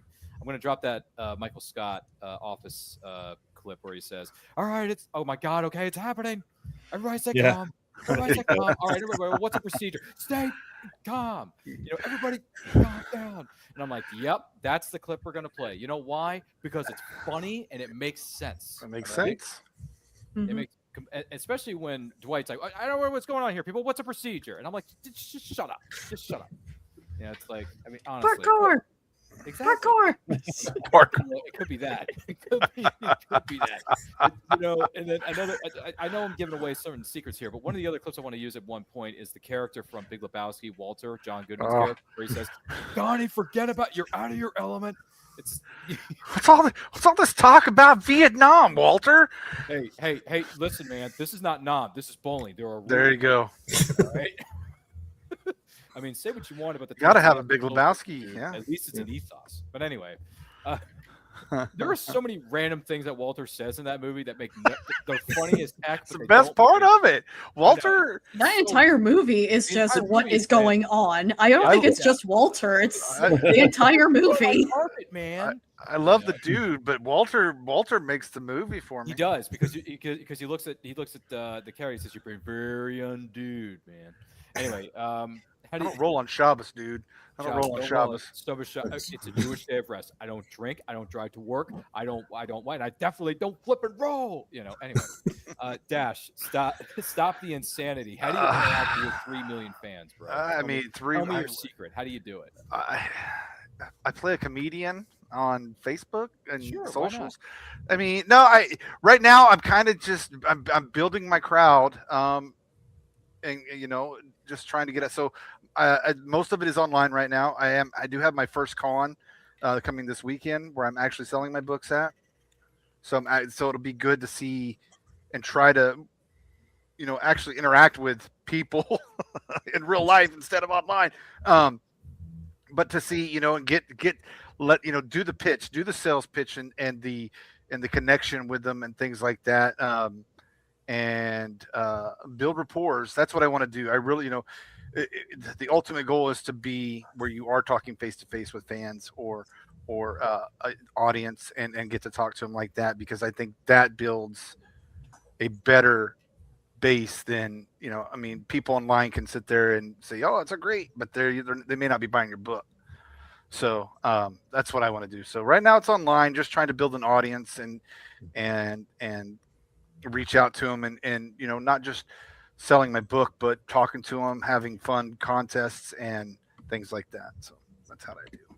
Have fun with it, man. May the odds be ever in your favor. Yeah, sell those books, man. Make that coin. But Heather brought up, speaking of connecting with it, I had a character that had one, or no, it was probably 2 chapters worth in my first book, and a couple of people that actually read it, they go, "Oh, I got to know more about her." I'm like, she literally was a throwaway character, but she didn't die or anything. She was just there to kind of push the plot a little bit there at the end, and they're like, "Oh, I want to know more." So Annie will now be a big part of book 2 of Hell Comes to Texas, and which comes out on the 28th next week. My sequel to my first book, and so I understand where you're going with her, Heather, but I found it kind of nice that they actually did connect with, because I don't know about anybody else, but for me, I feel like sometimes it's very hard to write a female character, and it was nice that I felt like that I wrote her well enough that people got endeared to her, even in the 2 chapters. So I think sometimes it's cool to have those characters that you didn't know you were going to do anything with become a big part of your the next book and things like that. So, but I have been asked by a lot of people, why do you kill people? Yeah, why do you kill people off every 2 seconds? Well, I mean, it is a supernatural book. You have to have some.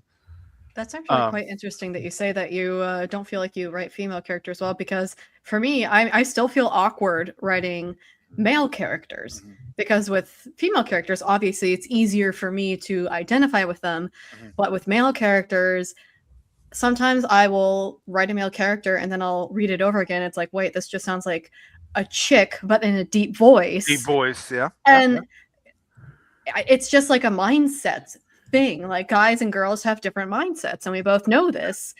Well, we all know this. And for me, having to step out of like the female mindset to try and get into the male mindset to write my male characters can sometimes be a little difficult for me.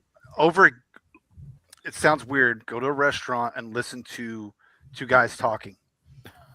Just listen. Just people watch. People just watch. people guys. watch. You guys talk? Yeah, we do. We do. Walk Just at restaurants, listen. because every time I walk into a restaurant, I'm seeing a lot of this and not a lot of this. I'm not seeing a lot of talking. I'm seeing. That's a lot how of I. other.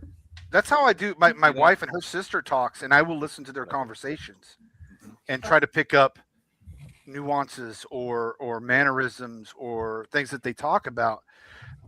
Has it helped? I don't know, but I would like to think it did. But that was one of when one of my teachers taught me, is like, just go listen to conversations of the characters you're trying to write. If you have a male who might be a jock, go listen to listen to ESPN or listen to sports announcers and how they talk and things like that. Listen to the athletes when they're doing their interviews. Then you can kind of pick up the jock language. So I watch a lot of talk shows. I know it's weird, but that's what I watch. I watch a lot of talk shows to listen to how to write my young women and my female characters. I kind of write my female characters based on whether an ex or whether a someone who I might have gone out with once or twice sees this. I kind of base my female characters on some of the women I've dated. Yeah. And as a matter of fact, the first love interest is like my characters graduated from college. I think the first girlfriend is based on someone I dated in college, and whether she reads this and whether she makes the connection or whether I receive a phone call saying, I don't know. But sometimes but many of these characters, like for example, with my book, since it's a financial thriller and since I'm in the financial industry, I just watched and listened. And on top of that, like just for example, I used to live in Hoboken, New Jersey. I used to go to bars, and sometimes you listen to the quote unquote finance bros interact, and or the and that kind of creates some inspiration, and also you get to see, for example, a guy who wants to date someone and kind of seeing them play chess with one another. So and how I played chess with people and how I played figurative chess in that sense.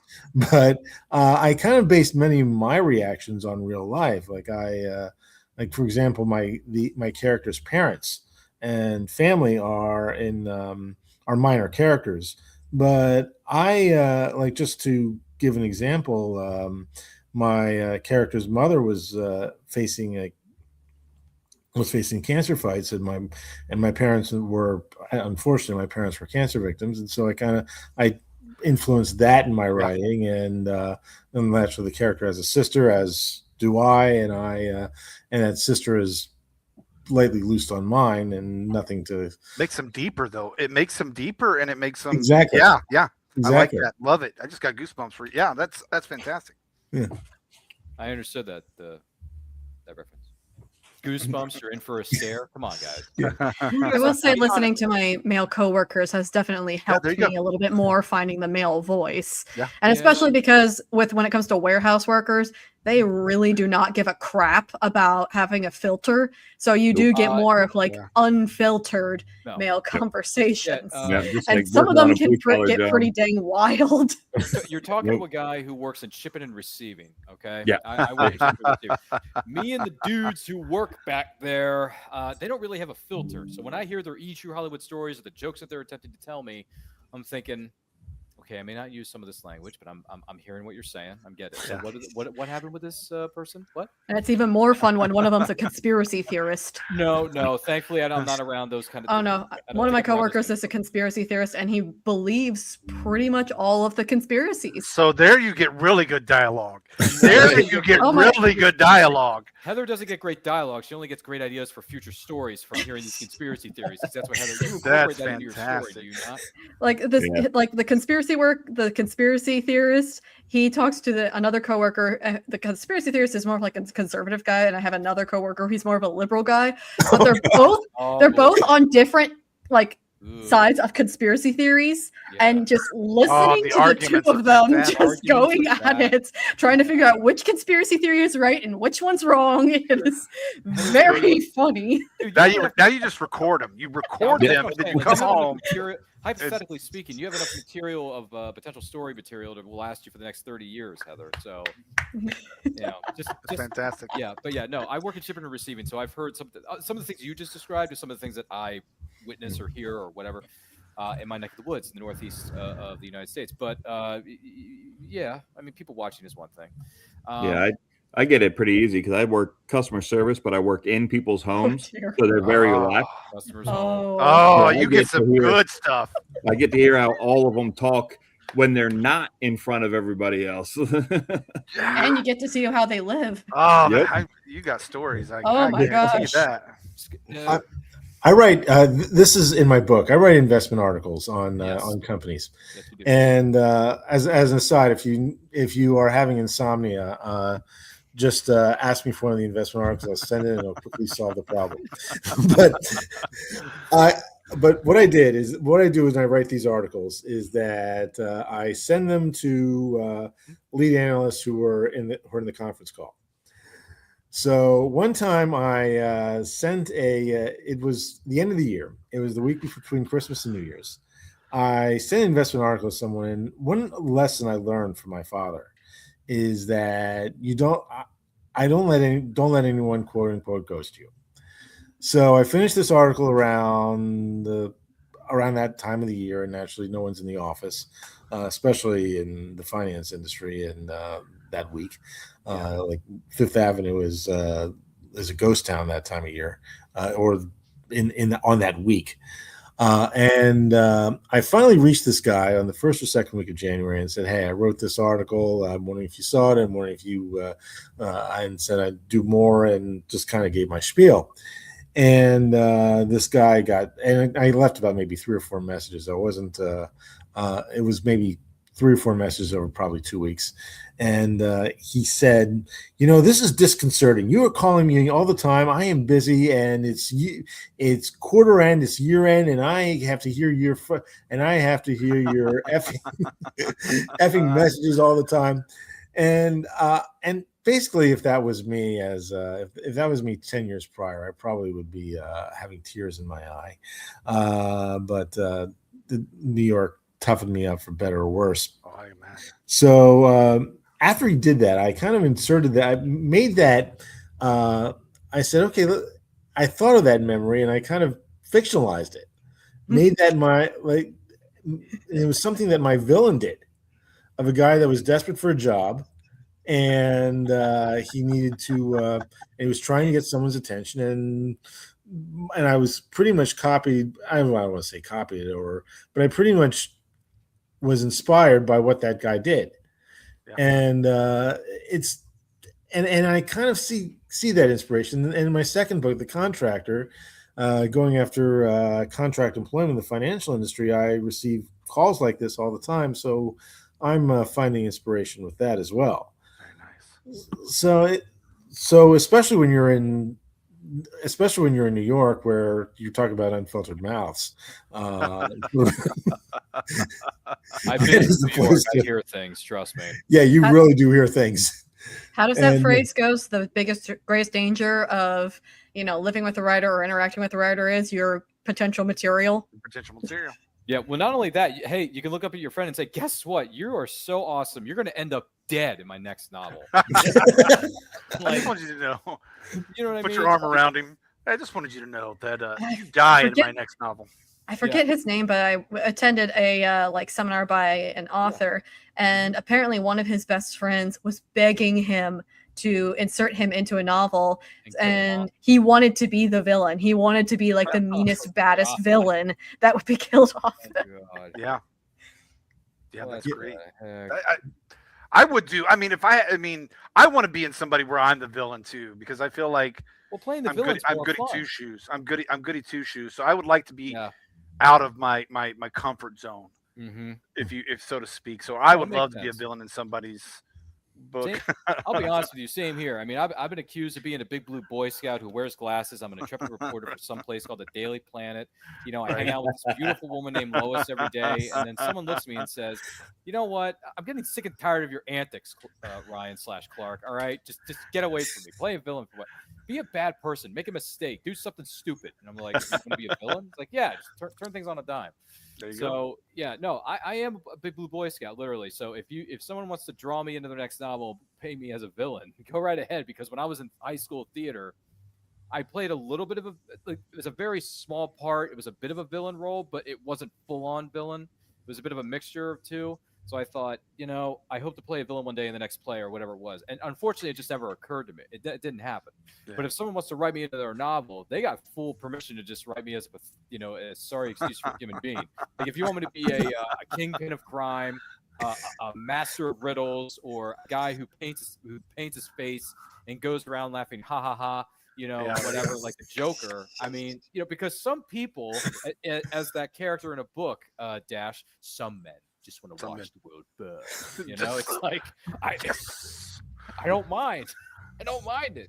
I don't know. I'd say I can't see myself being a very good book villain because I consider myself pretty boring. But then I remember the kayfabe I have at work, where people do kind of. I have a persona.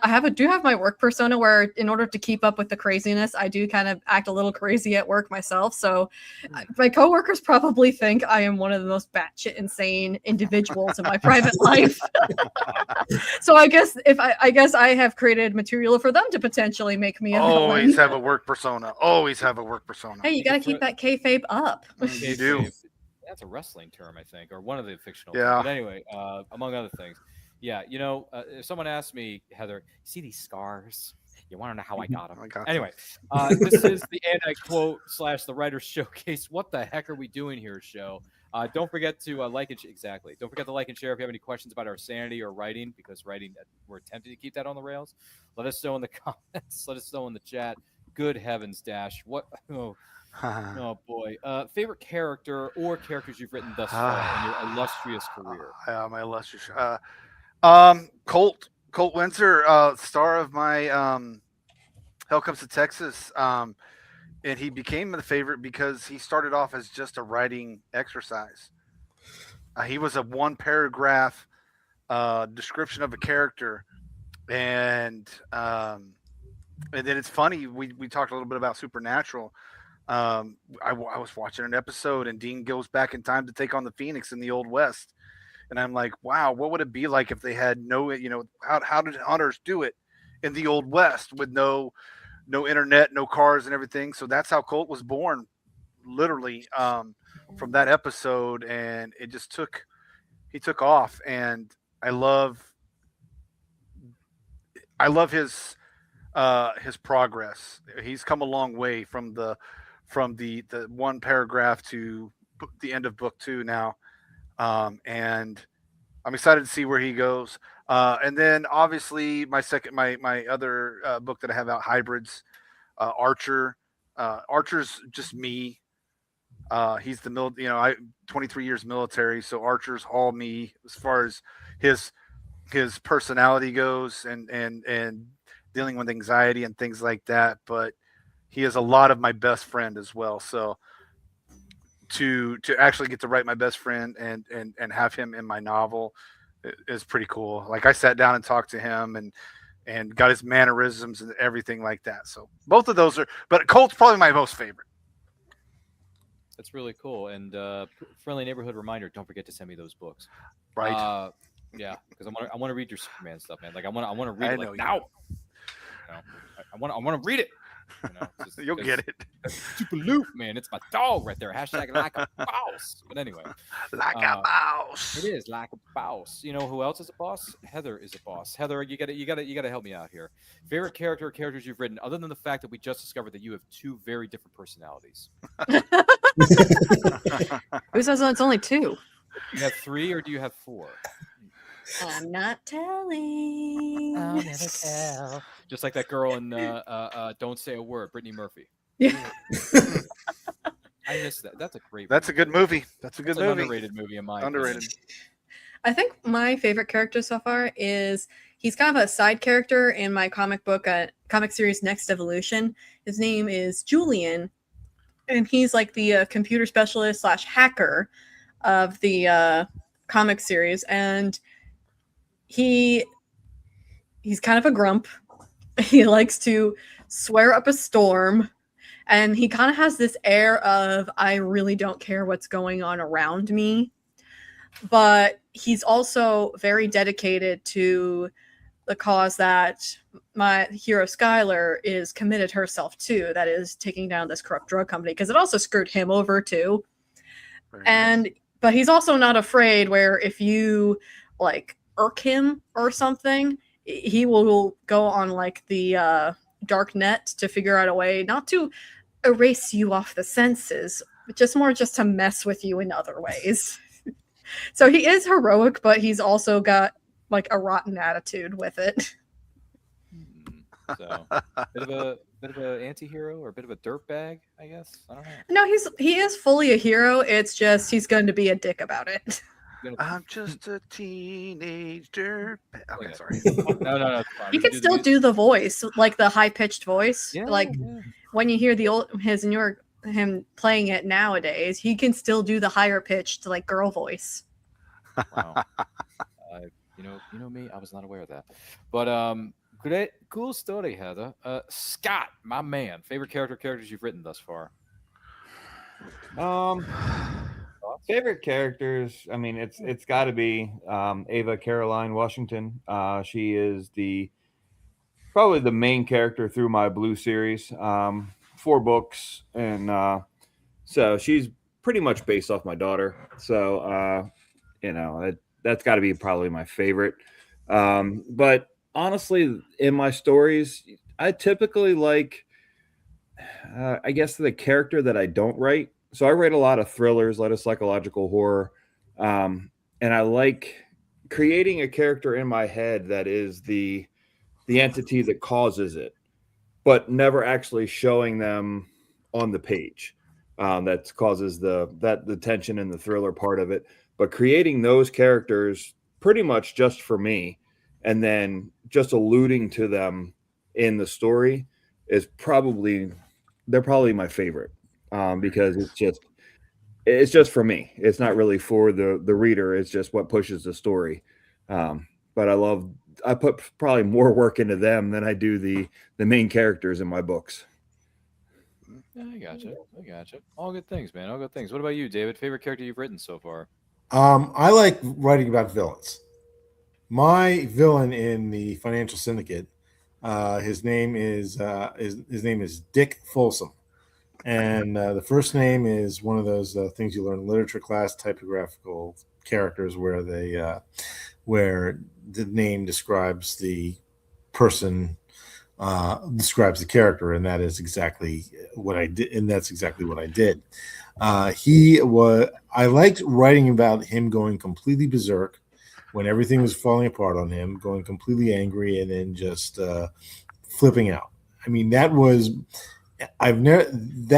the best part about writing the Financial Syndicate.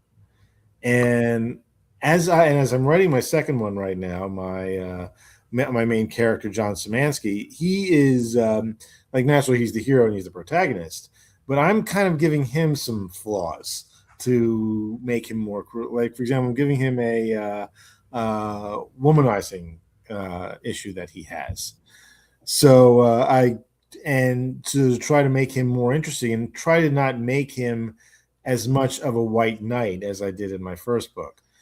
But I love writing about villains, and especially when everything is falling apart on them and they go absolutely berserk and absolutely crazy. I think, and if either Vince Vaughn, Walton Goggins, or Sam Rockwell are watching, I have a perfect part for you. I mean, There you go. I would love to That's see a all of great them cast. go nuts with this character. Yeah. There you go. That's a good lineup. But all three of them, I'm ready for. They're all Yeah, great. They're all great, but my if someone were going to cast my vote, I want Boy Crowder in there, man. I want Walton Goggins thrown in there because I freaking love Justified. Yeah, I freaking love Justified. And speaking of Financial Syndicate, just give everyone a brief look. This is the cover of the story that David wrote. Fantastic. Oh, dang. That is a very good cover. Look at that cover. That is a styling and profiling Suits theme song. No, if you haven't seen Suits, it's awesome. Well, see, now you just got me going. Yeah, Suits is probably what I'm going to be. No. It kind of looks Art Nouveau, like the early 1920s. That was the best thing that first publisher did. I had to fire them later on for other reasons, but it captured the essence of this character. Like, he was brand new to New York, and he's frustrated, and he's trying to figure out what he got himself into. So and this is probably a scene of him just looking out at the, and he's from Kentucky, and he's just trying to look out into the city, into Midtown Manhattan, and say, okay, WTF did I do? Why did I do this? And what did I get myself into? Right. So that was kind of the concept of that cover, and it fit the book pretty well, at least in my view. I got Greenback Boogie playing as I'm looking at this cover. In the moon today, a new real. It's just because I love Suits. I freaking love Suits. If no one's ever seen the television series Suits, look it up, man. It is, the first 5 to 6 seasons are freaking awesome, and then it just goes off the rails after that. Sorry, but those are the facts of the case. But yes, as soon as I saw Walton Goggins, I said, "Crowder, baby." I said, that's my villain. That's my villain. That's Dick. Sorry, Mr. Goggins, but he plays a good bad guy. I mean, he's been doing it for years too, Dash. He's been doing it for years. He's been playing. I mean, heck, I just watched a movie a couple months ago. It was a reboot of Tomb Raider. He plays the antagonist in the Tomb Raider remake with Alicia Vikander. Yep. So he's like, you shouldn't have come here, but I'm glad that you did. And I'm like, damn, that's some. If you don't have your Walmart Walton Goggin goggles, you're not doing it right. Yes. I sort of have a funny there's this it's kind of like a fantasy romance book I had in mind, not romantasy, but it's just leaning more on the romance side. But it deals with mermaids. I'm a girl, shoot me. But I was trying to figure out what the male love interest, what he was going to be like personality wise, and I just could not. I'm trying to what do I want his personality to be like? But then I thought of Namor from Marvel, and for some reason that just clicked with me that he is going to be like Namor. Yeah. I mean, there you go. No, that's exactly how it works, though. That's exactly how it works. When it comes to, Namor's not a villain anymore. He's kind of like a hero / anti-hero nowadays. But as far as villains go, he wasn't the worst one the Fantastic Four had. If anything, he was the one that had the most sympathetic reason of why he went a little crazy.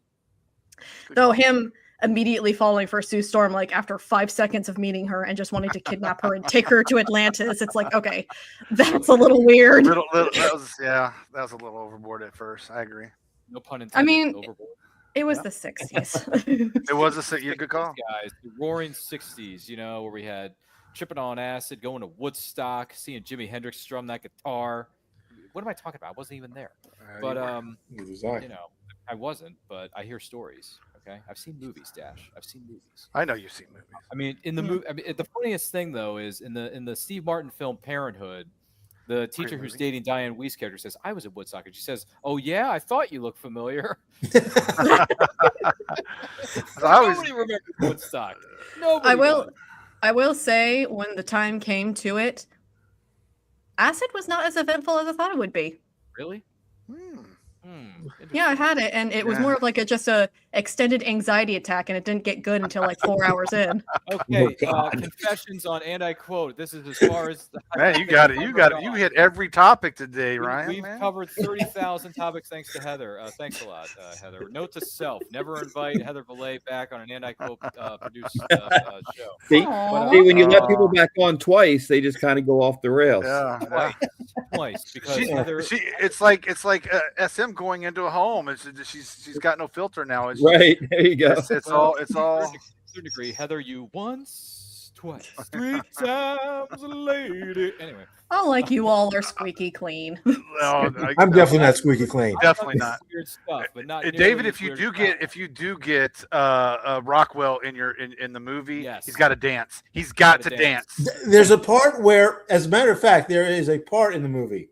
There's not in the movie. I'm thinking ahead of myself. Movie? But there's a part in the book where he's making a presentation, and then what he's doing is not to give away too much of the plot, but he's trying to introduce these quote unquote sleazy security types. This book is based on what happened in 2008.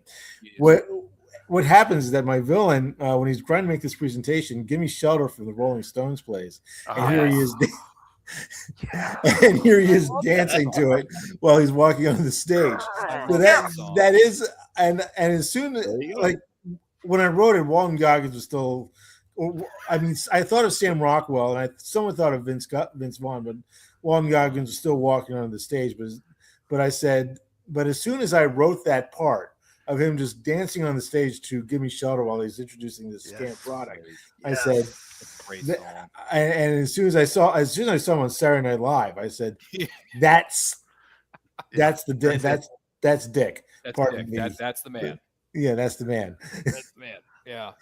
First time I saw Sam Rockwell dance was in Charlie's Angels. Actually, that's the first time I saw him dance because he's got that. Once again, I'm going back to the general term, Heather. Boom box. Okay, there's a boom box in the villain's lair, and he's got this Tab soda with a 3-foot long straw in it.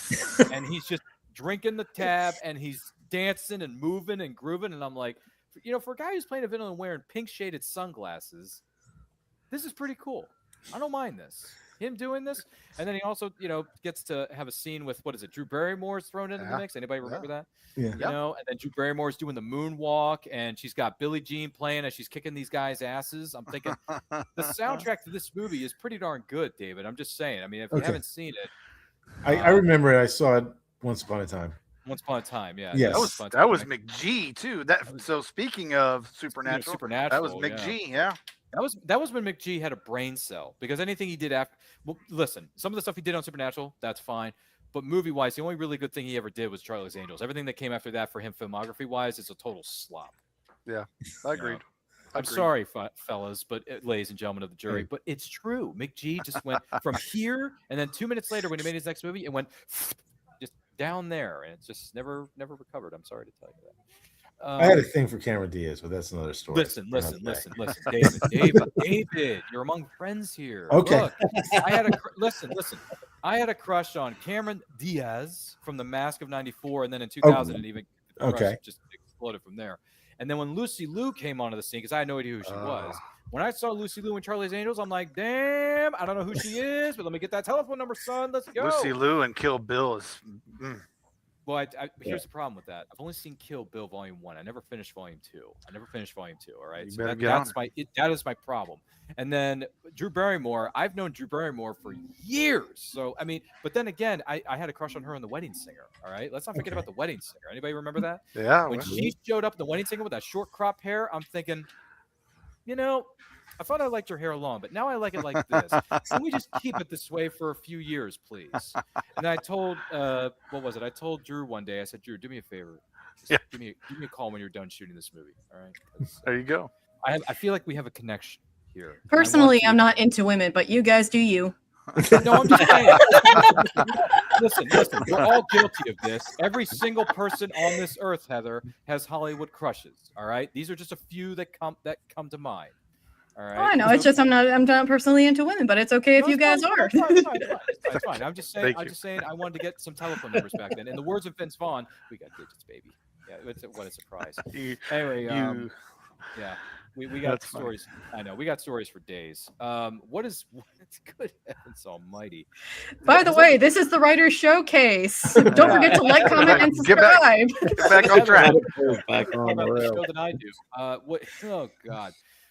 Just out of curiosity, though, if we could just one piece.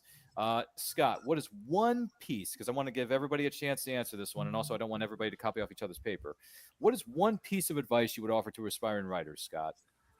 The piece that I always tell people is your first draft is garbage. Mm-hmm. Just you got to get it down. You got to finish it. Then you go back, and that's when the real plotting and that's when the real writing starts. You actually have it on the beginning of this where it's like the first draft is written with your heart and then editing is done with your brain or something like that as a quote. It's kind of the same thing that I say. Like that first draft is garbage. Then the second one, that's where you start fixing it. You write your first draft and you rewrite with your head. That's from the underrated film Finding Forrester with Sean Connery. Yeah. No one's ever seen Finding Forrester? I did. I recommend it. It's got Sean Connery, a young actor by the name of Rob Brown, who plays the second lead character in that movie. And then you get a host of great character actors like F. Murray Abraham plays the antagonist in that movie, and he is flipping good, man. I mean, doesn't he play the antagonist and everything? Well, he did kill Mozart in the movie. Amadeus, it won 8 Oscars. Anyway. I'm thinking of Randy Feltface. He has this special called Randy Writes a Book. And then he, at the end of this one bit, he's like, tells this story, and then he reveals that wasn't true. I made it all up. And you want to know what?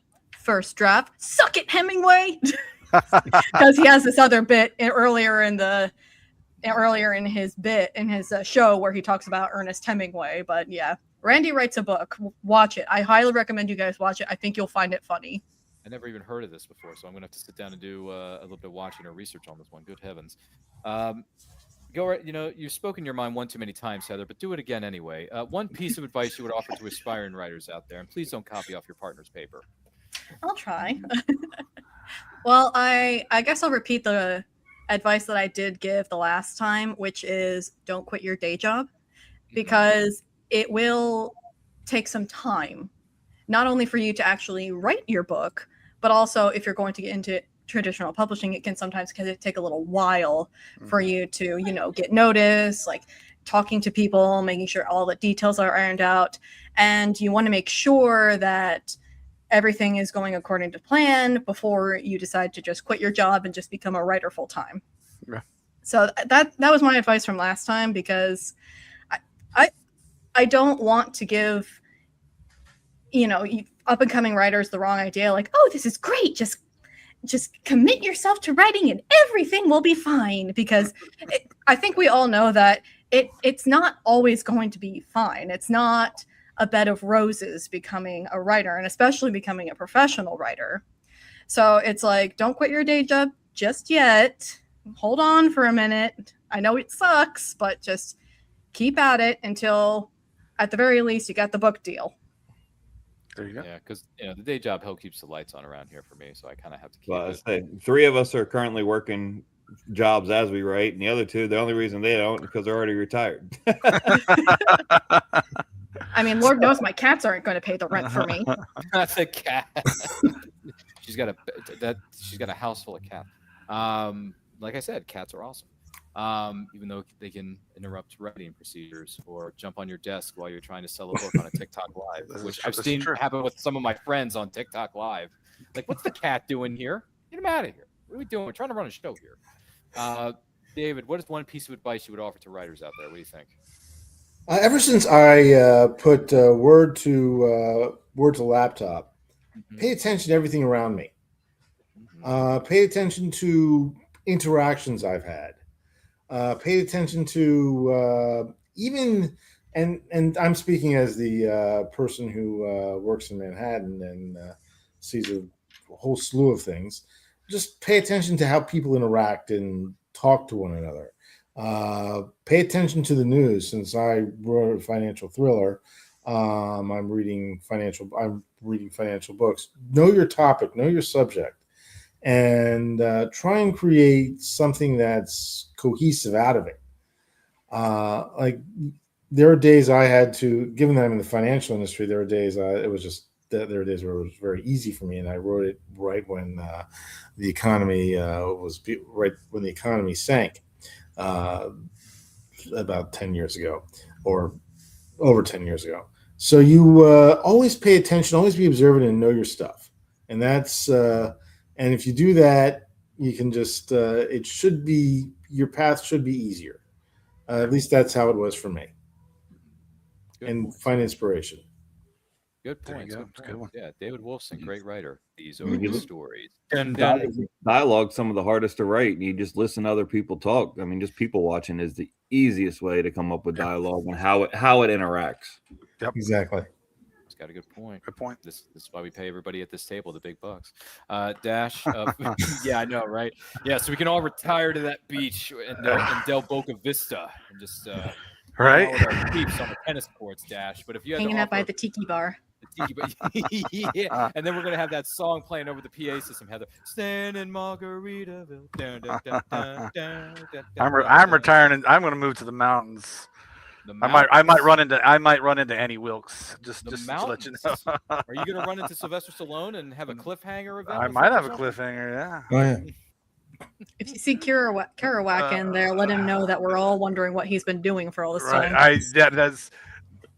That's where Yeah. that's how lost I hope to get. No. I think the best thing for me was to handle criticism. You have to handle criticism, because some criticism is good, some criticism is bad, but take it, put it in your pocket, and use it as tools. It's not the end of the world if somebody says your book is bad, or if somebody you know, you don't listen to the criticism of it stinks. If that's the two words that they left, that's not criticism, that's a hater. Criticism is somebody telling you that's your fans. That's who you're writing to, and to take their criticism, look at it as an experience, and use it to become better. It's not the end of the world if you get bad criticism. No. It only makes you better if you get bad criticism, and so handle it. And that's what I look for. Be honest with you, I look for the bad or the negative criticism, because I know that I didn't do something to make them happy in the book. So that's my advice. You have to be able to take criticism and move on and press further. Good points. I mean, I would like to springboard off of that too. If you get the absolute treasure of a professional, like someone who writes in your genre or is writing in your medium, to read and give you critique on your work, listen to them. To it. Yep. They have been doing it longer than you have. Yep. When I came out with my first issue of Next Evolution, Mike Barron, he was a Punisher writer. He asked to see my book, and he read it, and he gave me some constructive criticism of how I can improve my writing for comic books.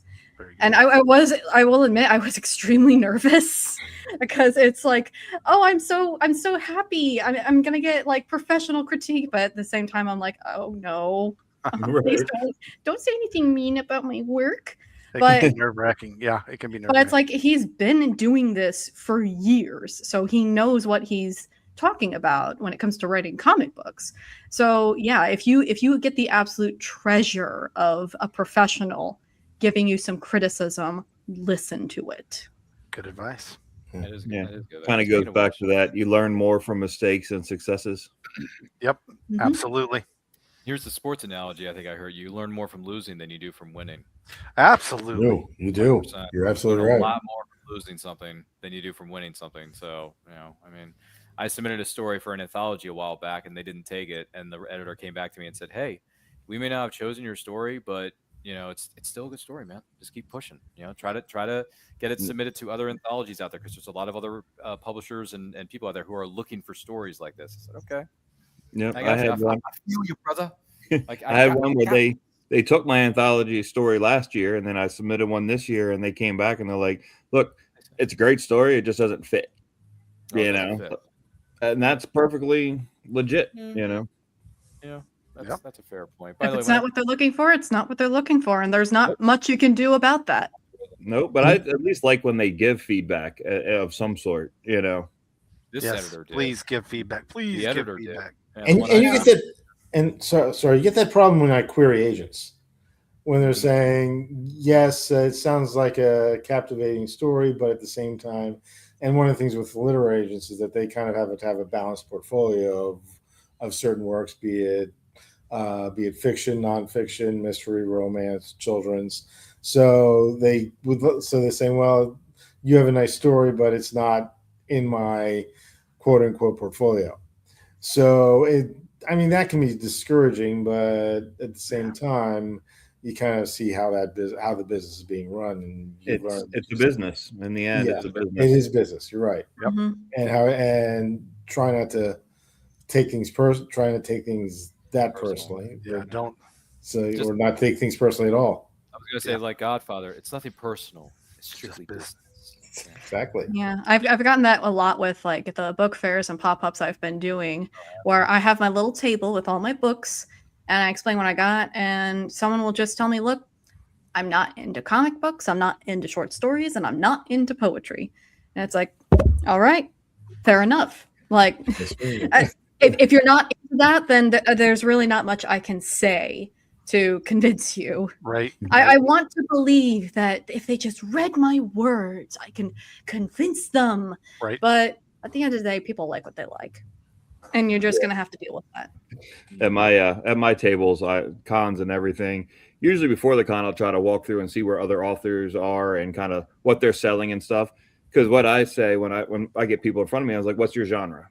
And because I have several different genres, and like people will come up and like a lot of it's like, "Oh, I read dark romance." I'm like, "Yep, you can go right back over there and you can find that in that corner because you're not going to find it here." Hey, support authors. Support your Yeah, other authors. you have to. Everybody has their own likes and dislikes. That's why we would all write different stuff. You know, we would all write the same thing if everybody liked the same thing. Yep. No, I don't know. For some reason, I just gravitate towards westerns as a genre because I like the movies. I got ideas for movies, and the movies kind of spur the what do you call it? The creative Dopamine. Creative. Yep. Yeah, creativity. Yeah, is it creativity dash? Yeah, just like it just kind of spurs that. So I just sit down and I have this music playing and the Western music playing, and I'm like, okay, I'm thinking of a duel that's going to happen in the middle of the street, and then I got this character who's running off with this woman because he saved her from being attacked by some guy, and he's now on the run from the law, you know, and he's being chased. breaking the law. He's being chased across, 2 states, and he's trying to figure out a way out of this, and then he gets caught up in this one weird situation after another, and he's like, how the heck am I going to get myself out of this? I'm like, well, that's what I'm here for. I'm going to help you get out of this because I'm your writer, son. So I'm going to like cross the T's and dot the I's, and we're going to have some Bon Jovi, Blaze of Glory playing in the background. Yeah, Bon Jovi, baby, because it's like mine. Even my high fantasy has got fairies, pixies, elves, and it starts with an apocalypse. Oh, Ooh, I like that. Yeah. On your note, Ryan, I read 2 books by William Johnstone. Oh, did you? Yes. And then when I was reading one of them, I read. It reminded me of Unforgiven. Oh man, I love that movie. Yeah, it kind of reminded me of Unforgiven, and the main character has a weird name. William Mooney. What? Yeah. I think his name is William Mooney in the movie Unforgiven with Eastwood's character. No, not Eastwood's character, but the character that is in that is a recurring character in Johnstone's books. Oh, I forget. Oh, you have. Oh, there's. Yeah, I forget too. It's right next to. I could go get it. It's about 5 feet away from me, but at the same time, I don't want to be walking away from the screen. I can't tell. Yeah, but I get the gist. Yeah, and I kind of saw, and granted, Johnston's been gone for a while, but whether he saw the old Clint Eastwood characters as inspiration, I'm beginning to. That question was running through my mind, but I've often found like whether it's something I can write in, but I've found those books very intriguing. I enjoy them. Well, that's good. Hey, recommendations abound and support indie authors, like Scott was saying. Support your fellow indie author who are down the street or on the tables across from you. It doesn't matter because we're all trying to, sell our books, sell our stories, and get them out to the, eyes and ears of the audience, right? So, let's let's build this thing. By the way, just give Heather a quick shout out here. This is what she's talking about when she says next evolution. Oh yeah, that's that's the third issue of my comic book. My artist Martin Gimenez. Oh, he did that cover art. He also did a variant of it. Mm-hmm. Yeah, but that was the original cover for issue number 3. And I actually only have a few issues of those left because those went like hotcakes. But yeah, I really love the light coming through there. That's really cool. Oh yeah, another YouTuber, Kyle Prometheus or Azrael, he calls this the cathedral cover because it kind of, like in a certain way, it kind of resembles like cathedral glass, like stained glass windows when the light comes through. Oh yes, that does. Yeah, that does remind me of it. Yeah. It's a good one. Okay, because when I look at that cover, I have the X-Men Evolution theme song playing in my head. You know what I'm saying? You know what I'm saying? Because X-Men are awesome. X-Men are awesome. They just are. They have been for 30 plus, I mean, for me anyway, 30 plus years because I grew up on the animated series. Of course, the characters themselves have been around a lot longer than that. But yeah. What are we doing here? Oh yeah, it's a writer showcase. Yeah, don't forget to tune in, like and share if you have any questions for Heather Sanity or how many other stories she's going to cook up before the end of this show, and cross bend the genres. By the way, let us know in the comments, chat, whatever. I don't know. I'm starting to think you're obsessed with that idea of cross-bending the genres. Would you like to unpack that? Do you have a problem with cross-bending the genres? No. That is a show in itself, right? Are you one of those people where if you get a plate of food for Thanksgiving, all of the foods have to be separated? No. Is this what this is about? You don't like it when the genres are touching each other? No. I can write. I would have to think about it for a minute, but I could probably put together a Western fantasy coming-of-age story that I can use as a one-shot comic story. You can do it. Yeah, absolutely. I mean, like Cowboys and Aliens? Cowboys and Aliens. Yeah. I think yes, it was a Western. It was different. I mean, it was a good movie. I remember it being very good. It's not a great movie, but it is a good movie. And the fact that you get James Bond and Indiana Jones in the same movie at the same time, that's kind of a big deal, right? I mean, that's kind of and Sam Rockwell. Sam Rockwell, absolutely. Rockwell's in it. Lex Luthor, Clancy Brown is in it. So it's like my expectations for that movie were on the ground just because of the title, Aliens vs. Cowboys. Like it is kind of a stupid title, but it is a pretty good movie. And it's based on a comic book, I want to say, a graphic graphic novel. Isn't it a graphic novel, Scott? Something like that. I can't remember, but it was one of the other. Good Lord, Heather. I'm starting to think that you're like slightly miffed that I thought of the idea of crossing the genres before you did.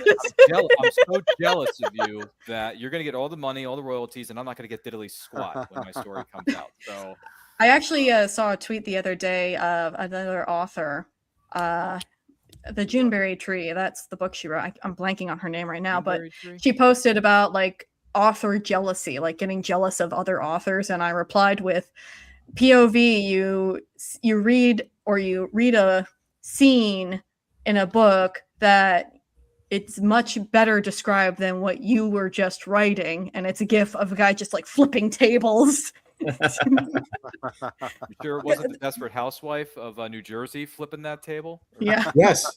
Well, it's actually from the Fantastic Mr. Fox. It's the scene where it's like they took everything and he just flips the tables and everything, but I think that's not discussed enough. Like sometimes authors get extremely jealous of each other. Oh yeah. I don't think that's a healthy thing to have in this business, but then again, I'm not. It's not healthy, but it is human. I don't know. Yeah, I don't know if you can stop it, but it's no. I think it's more imposter syndrome than anything else. Telling authors to stop being jealous of other authors is the same thing as telling authors to stop being introverts.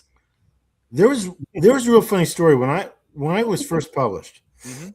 And I went on one of the online forums or one of the many online groups and saying, okay, and I was published for about a week when this happened.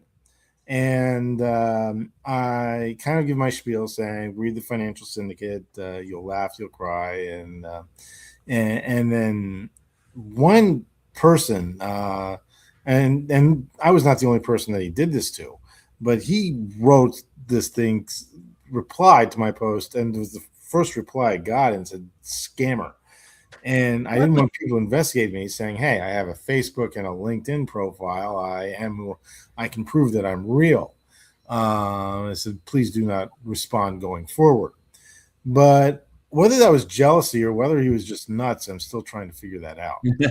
So That is the worst place is groups online. Oh my goodness. Yeah. you're right about that. You're I absolutely mean, it could be right. both. Toxic. It honestly could be both.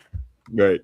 I bet we've been on social media for a long time, all of us, and I've seen the good side, but I've also seen a bit of a darker side to it, and it's not pretty. I don't like it particularly. I try. Don't get me started on indie comics. That's what I'm saying. Like I do my Dear best. Lord, the That's what drama. I'm saying. I'm just saying that I do my best to support others because that's the way I was raised, is to be respectful and loving to a certain degree, respectful, loving, and caring of others. I mean, I got that from my mom. Mom, love you, miss you, but just throwing that out there. Yeah. Anytime I see Scott or any of you guys at a con, I'm gonna, plug your stuff on social media. I'm gonna tell people about your stuff. I'm gonna, if I see another friend of mine there selling their books, I'm gonna tell. Oh well, if you like this genre, you may want to visit, Scott SM Sykes over here because he's got some great novels that you can sink your teeth into. I'll be the hype man for like literally anybody because everybody's got a price. No, I'm just kidding. I don't have a price, but I do it for free. I do it out of the kindness of my heart, Scott. That's what I do it for. I think it's a specific type of person, True. or it's like they take their jealousy to a next level. I don't remember her name, but I remember that her jealousy not only lost her book deal, but I think she's pretty much blacklisted now. She had a book coming out, and for whatever reason, she started making all of these like sock puppet accounts and going to other people's new release books and just one-starring it, leaving terrible reviews to all these other new releases. And people figured out it was her, and she got everything canceled. And it's like, well, why did you do that? Yeah. It's like, why would you do that? There was literally no reason for you to do that. I've always thought with social media that there are people who, no matter what you do, be it political, be it someone touting accomplishments, whatever, that you just want to crap on someone's day and say, yeah, it sucks, or yeah, that's the most moronic thing I've ever seen. And I mean, and sometimes you think that maybe they picked you up, but you just happen to be one of several that they just had that their eyes happened to come across. And you're just today's target. Yeah, and social media helped in many ways on trying, at least with me, it tried to say, hey, I'm an author, and it was better than me going on a street corner and shouting it. But at the same time, you have to come with the good and the bad, and then with the good comes the bad of saying of having some idiot say, and then you just happen to be their latest target saying, hey, this sucks, or this is the most stupid thing I've ever seen, and you'd have to, and I was very sensitive when I was younger, and being in the financial career being in the financial industry hardened me up on that. But at the same time, there is that sensitive side that says, hey, how can you say that? So it's one of those things you have to learn to live with, and learn to try to deal with. And as Dash said earlier, there's a difference between a legitimate critic with integrity who's trying to constructively help and a hater that says this sucks, which that doesn't add anything, and it's not adding anything to that person's value as well. Right. I mean, on the criticism front, I got a comment one time on one of our videos. This was long time ago, that we did an interview with it's a team of writers. It was a brother-sister team. And one of them wrote in the comments, hey, the guests were great, but Ryan needs to shut up and stop talking. And I'm like, by the way, I didn't respond because the best thing you can do to the haters is not respond. Ignore them. Do not respond. Do not give into the hate, the anger, the vitriol, whatever it's called. Because I have so many words. But I'm thinking to myself, so you like the guest, but you don't like me. Huh, okay. Well, how am I supposed to ask the guest questions if I don't talk? Right. Exactly. How are we supposed to have A without the B? This is an A and B conversation. See yourself out. You know what I'm saying? Some people just woke up on the wrong side of the bed. Someone pissed in their cereal, and they got a flat tire, and they just want to take it out on somebody. Well, that was one of the worst comments I've ever gotten so far in my podcasting career. And as soon as they wrote that, I'm just like, I'm just going to ignore this because this is not even.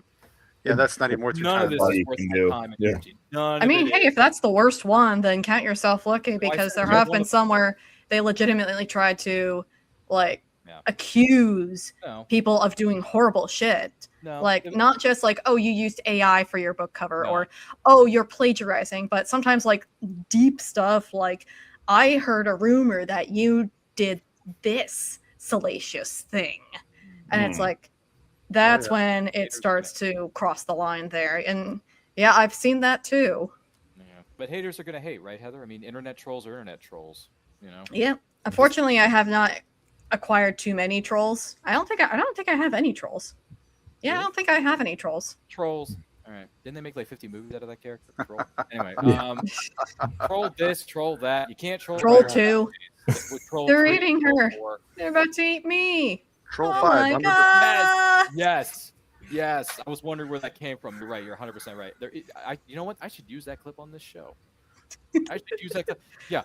That's a great excuse to add another pop culture piece of phenomena to my set. I have never seen that movie. I only know about that movie from that one clip. But I'm still probably going to use that clip for a different set of circumstances on this show or a different show. Who is an author, Heather, living or dead, you want to have a conversation with? Ooh. Now the question I would ask is it going to be like a constructive conversation about writing? Or do I want to have a conversation with them to see just how batshit crazy they are? Because those are two very different responses there. I guess one author that I would like to have a conversation with about writing is Edgar Allan Poe, because he was one of my very earliest inspirations. And in fact, when I started writing at 15, I would write stories and I would try to write them like Poe-esque. They were god awful, but I was trying to emulate him. So when it comes to I want to talk to you about the craft of writing, it would be Edgar Allan Poe. Very good. But then when you get to someone who is absolutely bat crap crazy,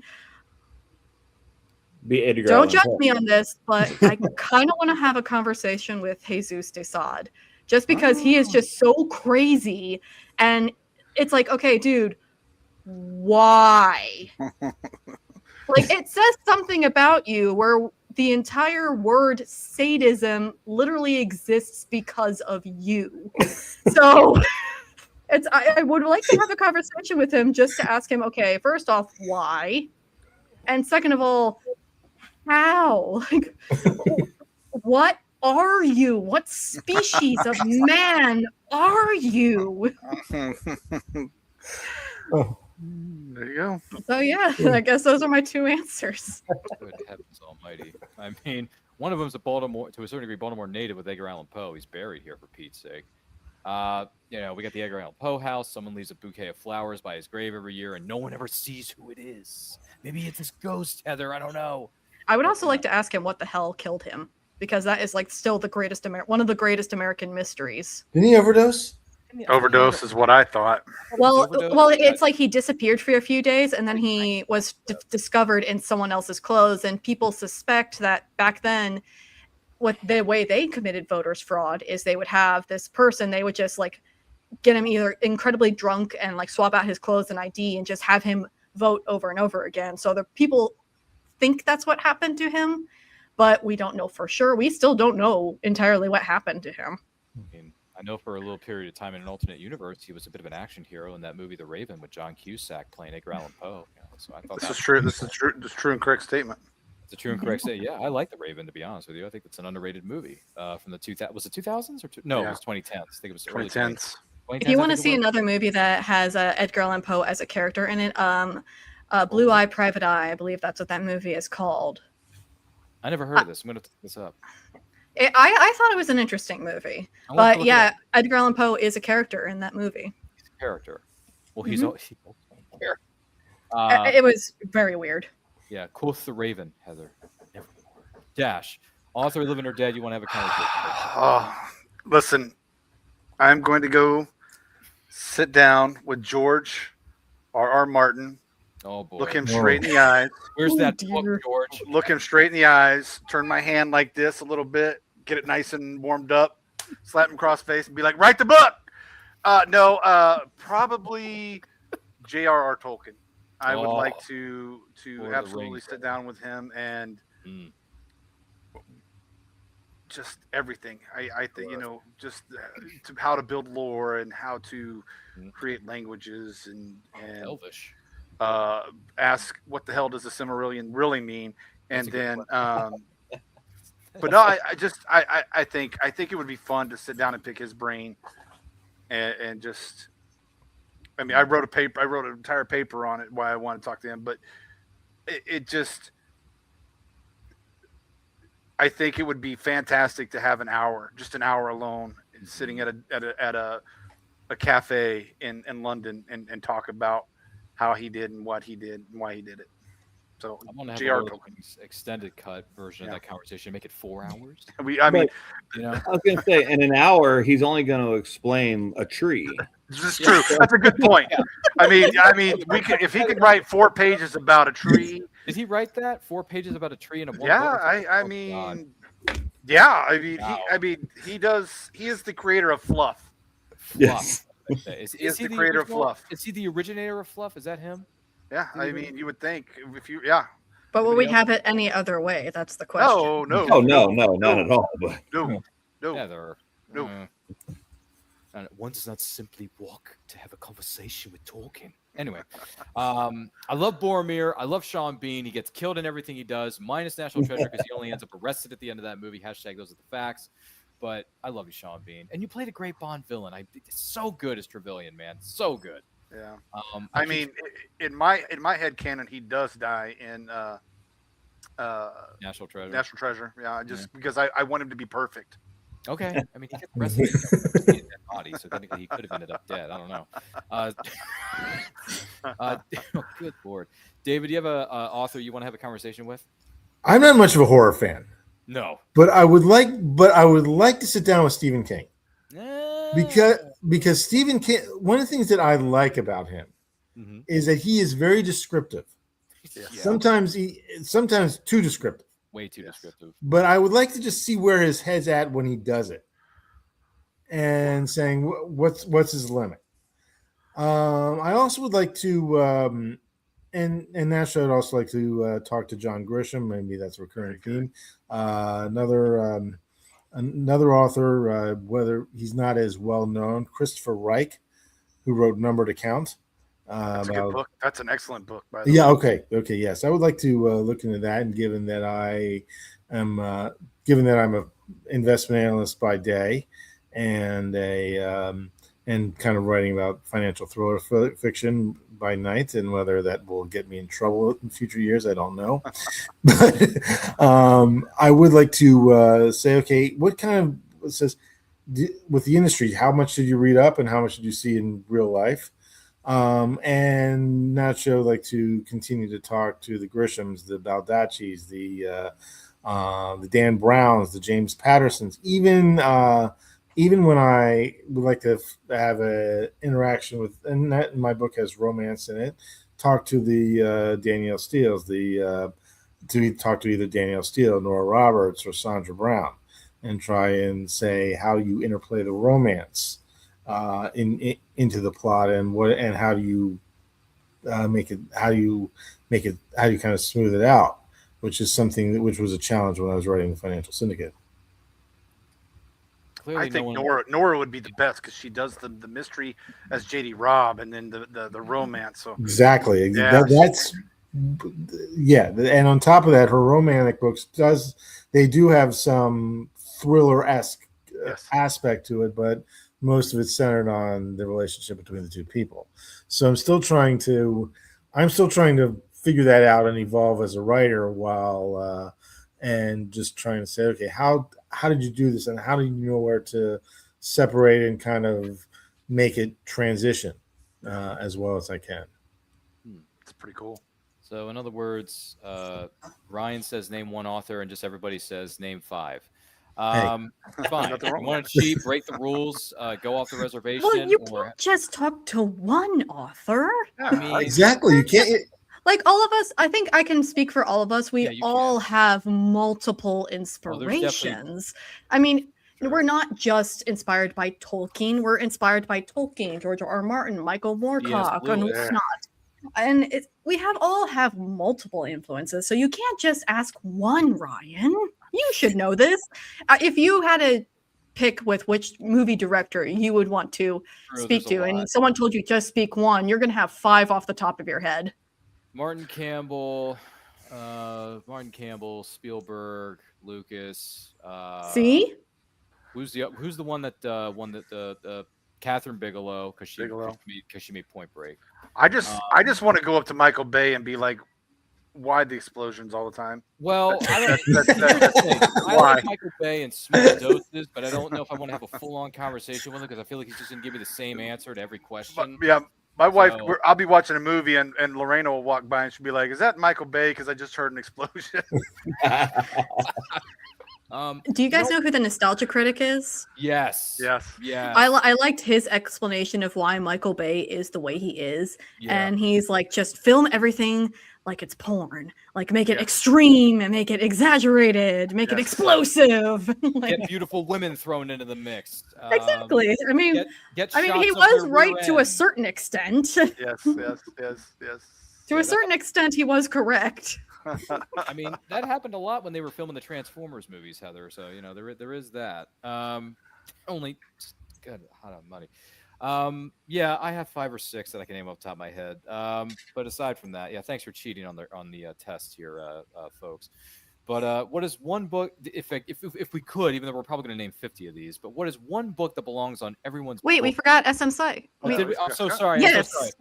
Yes. I forgot my Hey, lines. don't forget him. My We need to listen to his 5 authors he wants to talk to.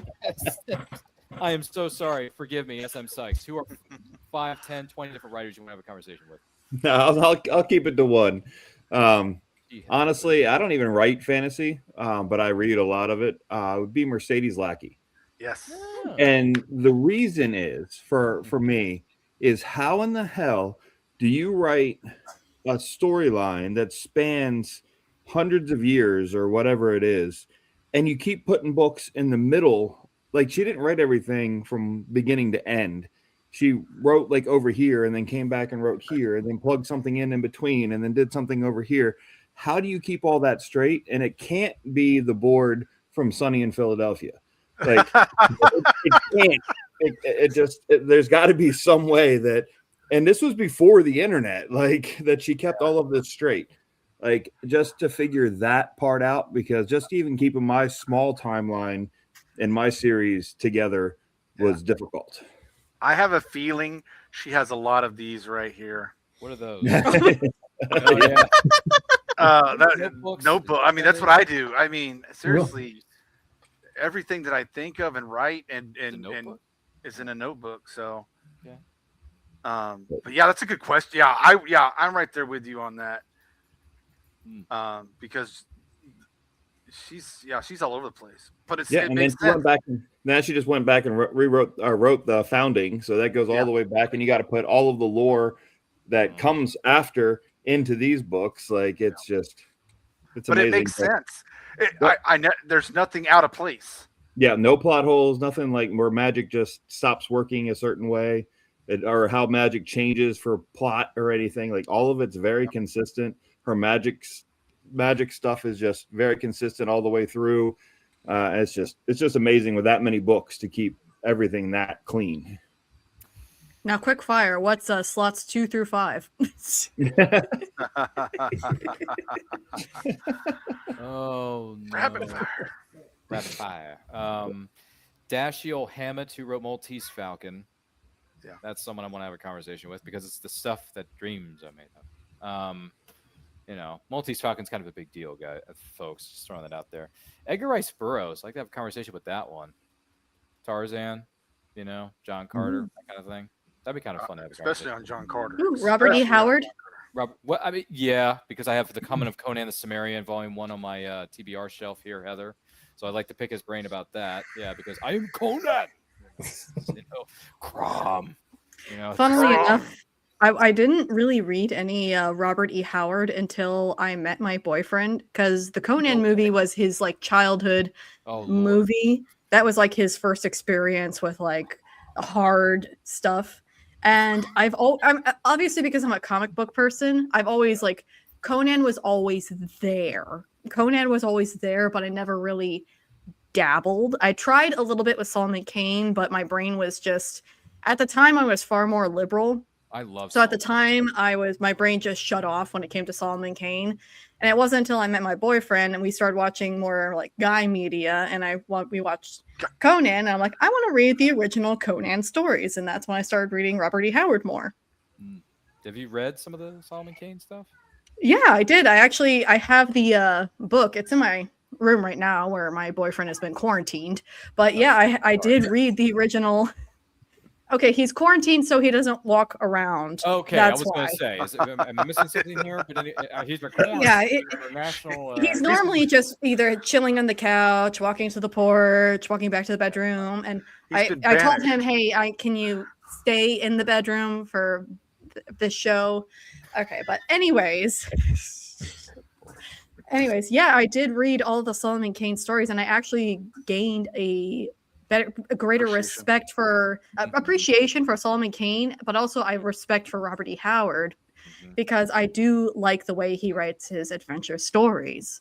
And he just has this way of just grabbing your attention and refusing to let go until the story is done. Yeah, he made a barbarian smart. Yeah. Well, Conan has his himbo moments. Oh, yeah. After reading some of the stories, Conan has his himbo moments.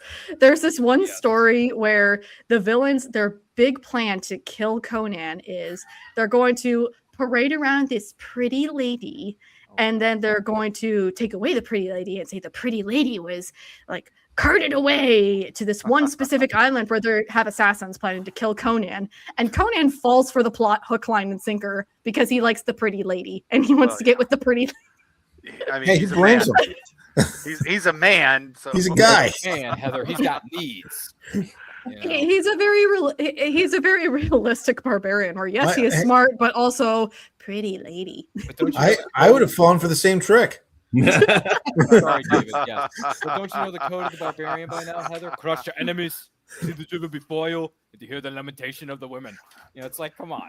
Oh yeah, that's the best line ever. Is it the best line ever? It's out of that first movie. That whole movie? All yes. Right. If you want to go that route, I mean, Heather, have you seen? Have you seen the adaptation of Solomon Kane, the James Purefoy movie? Yeah, I did, and honestly, it was kind of a weird one. I loved it personally. I thought it was great. I liked it, but because the whole thing with Solomon Kane is he's like this lone swordsman, and he's also a Puritan. He is very specifically a Puritan. Yes. And some of the iconography around him in the movie, it's like, okay, this is Catholic iconography. Yeah. Solomon Kane isn't a Catholic. In fact, he has some very strong opinions about Catholics. But it's like, okay, that's a nitpick. I don't want to get too much into it. I don't know how to explain it, but it's like the characterization, it feels both fitting, but also a few times it's like, But fair. It was a good movie. For what it was a good movie. Yeah, and James Purefoy is a great actor. I think he's underrated to a certain degree. Have you ever seen him in The Following with Kevin Bacon? I do not know. Talk about creepiness to 1,000. He plays a serial killer. Check it out. It's really good. It's a disturbing effing show, but 6 Degrees of Kevin Bacon playing the FBI agent tracking him down, and James Purefoy is the Joker, like, you're not gonna catch me, whatever, all that stuff. Like, it's very, very good. It's very, very good. So check it out. Aside from that fact, last rapid fire question, and I know it's way past everyone's bedtime. What is one, good heavens almighty, we've gone on 2 billion tangents. Thanks to everybody in the studio. Thanks a lot. Hey. Everyone's answered the author question, right? Yeah, we did. Okay, great. By the way, sorry I forgot about you earlier there, Scott. I apologize for that. But since I'm not going to forget about you this time, because I want to know one simple thing. One simple, very simple question. What is one book that belongs on everyone's bookshelf? Ender's Game. Okay, there you go. Orson Scott Card wins tonight. All right, thanks, guys. We appreciate it. No, I get that. I still haven't read it, so I got to sit my. Once again, it's on my TBR. I'm going to sit my keister down. I'm going to read it, understand the hype surrounding it, and hopefully get a better understanding of who Orson Scott Card is as a writer. So, I actually had a conversation about that. I was at Tidewater Comic Con, and one of the two writers came over, and we got talking, and Orson Scott Card and Ender's Game came up. So we sat there and talked about that for like 20 minutes. there you go. See, It's a good topic. I mean, been around a long time, and those books have been around for a long time, right, Scott? So, makes perfect sense. With all due respect, David, you got a book that should be on everyone's bookshelf? I'm going to be very old school on this because this book activated my love of reading, and that's where my bias went. And if not for my love of reading, I would not start the Financial Syndicate, and I would not be talking to all of you fine individuals. So my dad was a big fan of English literature. So he had me read A Tale of Two Cities. Yeah. And I read it cover to cover. And bear in mind, I was about 11 or 12 years old. Read it from cover to cover over a weekend.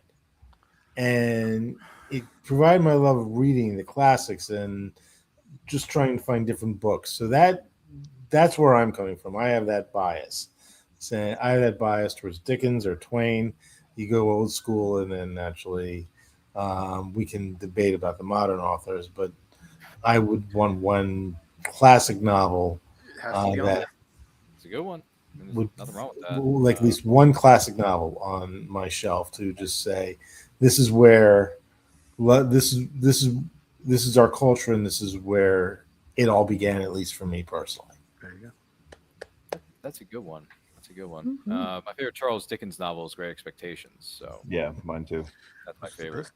That's the one I have. Now, granted, I have an iteration of it that's an abridged version because I got this when I was a kid, David. I have the Great Illustrated Classics version. I remember those. I have both. I have both. I remember those. Wait, hold on a second. Dash, you have both iterations of that? Yes. Then yes, Scott, I do. You have them as well? Yep. Yeah, I got the old, probably 70s copy of it over there, and then I got the Great Illustrated Classics over here. Oh, there it is. Yep, there's one somewhere in there. You have to have those. They're fun. They're fun, and they help. I mean, for me, I can't speak for everybody. They help me visualize what's going on within the story even better. Because now, granted, I let my imagination do the imagining, but at the same time, to have illustrations, that's why I like comics, Heather. They help because unlike Gaston, who says, "How can you read this? There's no pictures." I mean, I can read books with or without pictures. It doesn't matter to me because a book is a book and a story is a story. Those are the facts, ma'am. Just the facts. All right. And how many Great Illustrated Classics do I have in my studio? I have 3 over here: Journey to the Center of the Earth, Picture of Dorian Gray, Around the World in 80 Days, Phileas Fogg. What's the other one I got down there? What is it? Dr. Jekyll and Mr. Hyde. There it is. Yeah, right there. And then what's that other one? The Time Machine. The Time Machine. Anybody remember The Time Machine? Yeah. I have a collection of H.G. Wells' works. It's like the Time Machine, The Invisible Man, War of the Worlds, and Dr. Moreau's Island. That's the collection of it. I have a Great Illustrated Classics version of The Invisible Man, and then the one that's sitting next to that is Treasure Island. Anybody remember that one? Yeah. Yep. Robert Louis Stevenson. I know the Muppets version. Yeah, Heather, because there is only one Treasure Island, and that's Muppet Treasure Island. Because Tim Curry is... We could have a conversation on which movie would make the greatest Muppet adaptation. I want to see an Invisible Man with the Muppets. I want to see an Invisible Muppets movie. That's what I want to see. I want to see that. I want to see a picture of Dorian Gray. I want to see a Dr. Jekyll, Mr. Hyde. Well, by the way, Jurassic Park with Muppets. Yes. Can we make that reality? Because if there's any film that deserves a Muppet treatment, it's Jurassic Park. No, I'm serious. Honestly, no, yeah. Can you make that happen? There was a thing going around. It said you leave one character alone and change all the other characters in the movie to Muppets. What would be the one? I've seen that meme. Yes. Okay, I would say keep Jeff Goldblum as Ian Malcolm and everyone around him as a Muppet. Oh, that'd be perfect. Yes. Oh, that would be good. Keep Chaos Theory in the movie as himself with Jeff Goldblum playing Ian Malcolm, and then everyone around him, every single thing is a Muppet. You know why? Because Jeff Goldblum has been weird since day one, and he's eccentric, and he's artistic, and we love him for it. And he's doing. He might as well be a Muppet.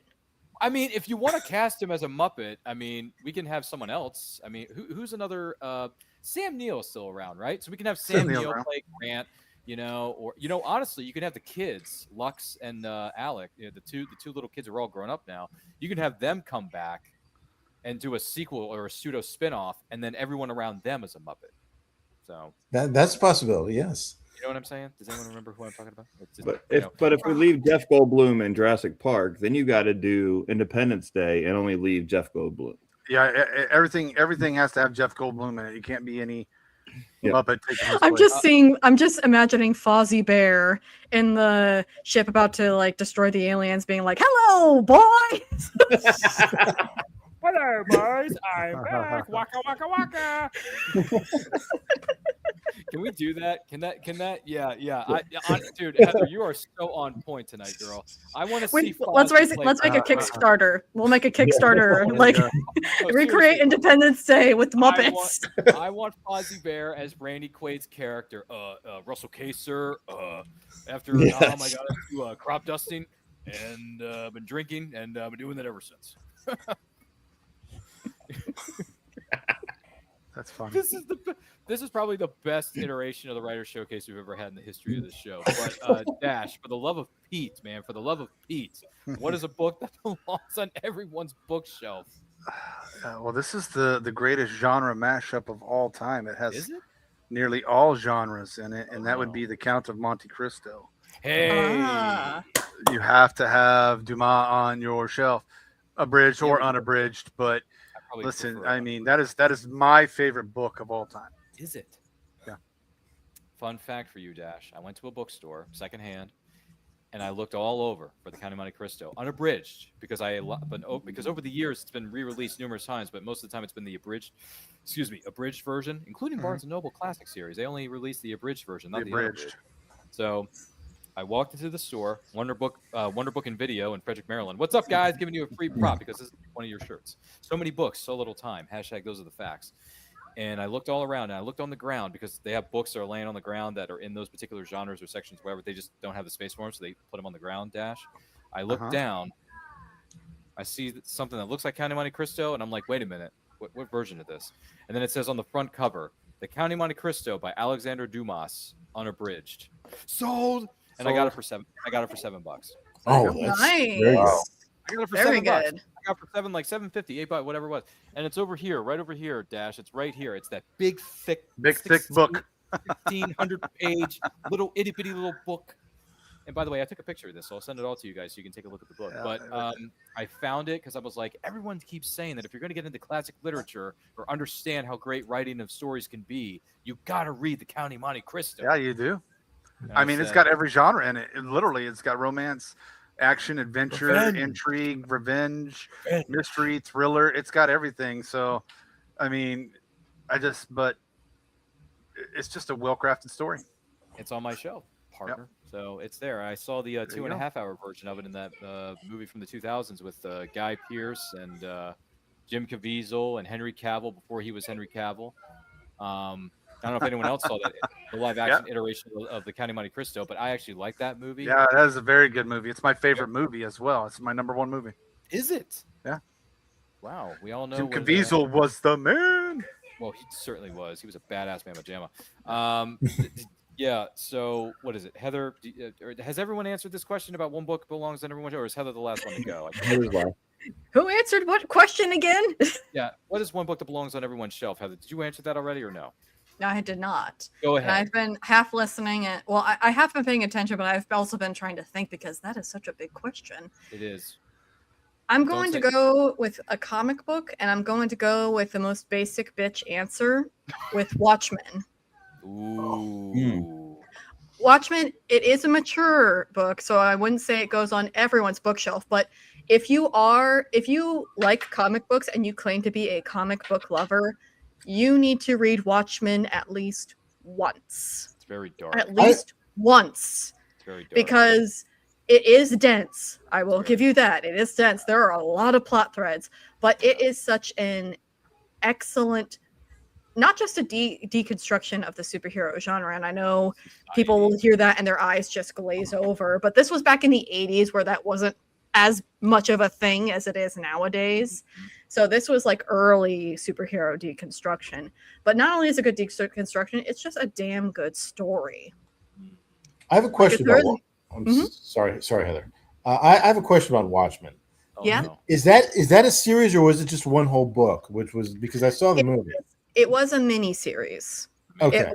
So It is a graphic novel. yeah, it is a graphic novel, but it was originally released in floppy comic books. So it was, floppies. That's what we call them. Yes. But it was originally like a comic series that was released by DC, and this was before the Vertigo print.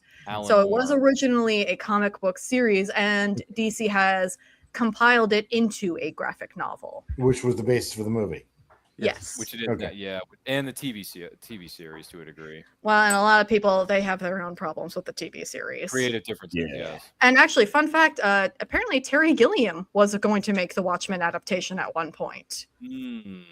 Yeah, apparently he was on the project, but he's looking at all the material and he's like, this needs to be a mini series, not a movie.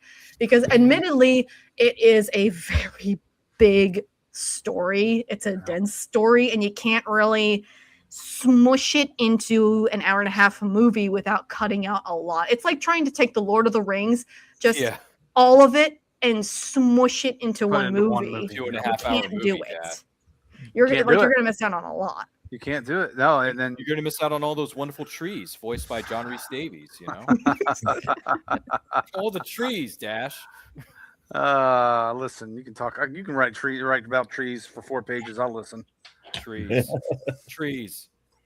By the way, this is the Writer's Showcase. Like and subscribe. It's a tree. It's a writing tree is what it is. It's a writer's showcase of a tree. But yeah, David, it was.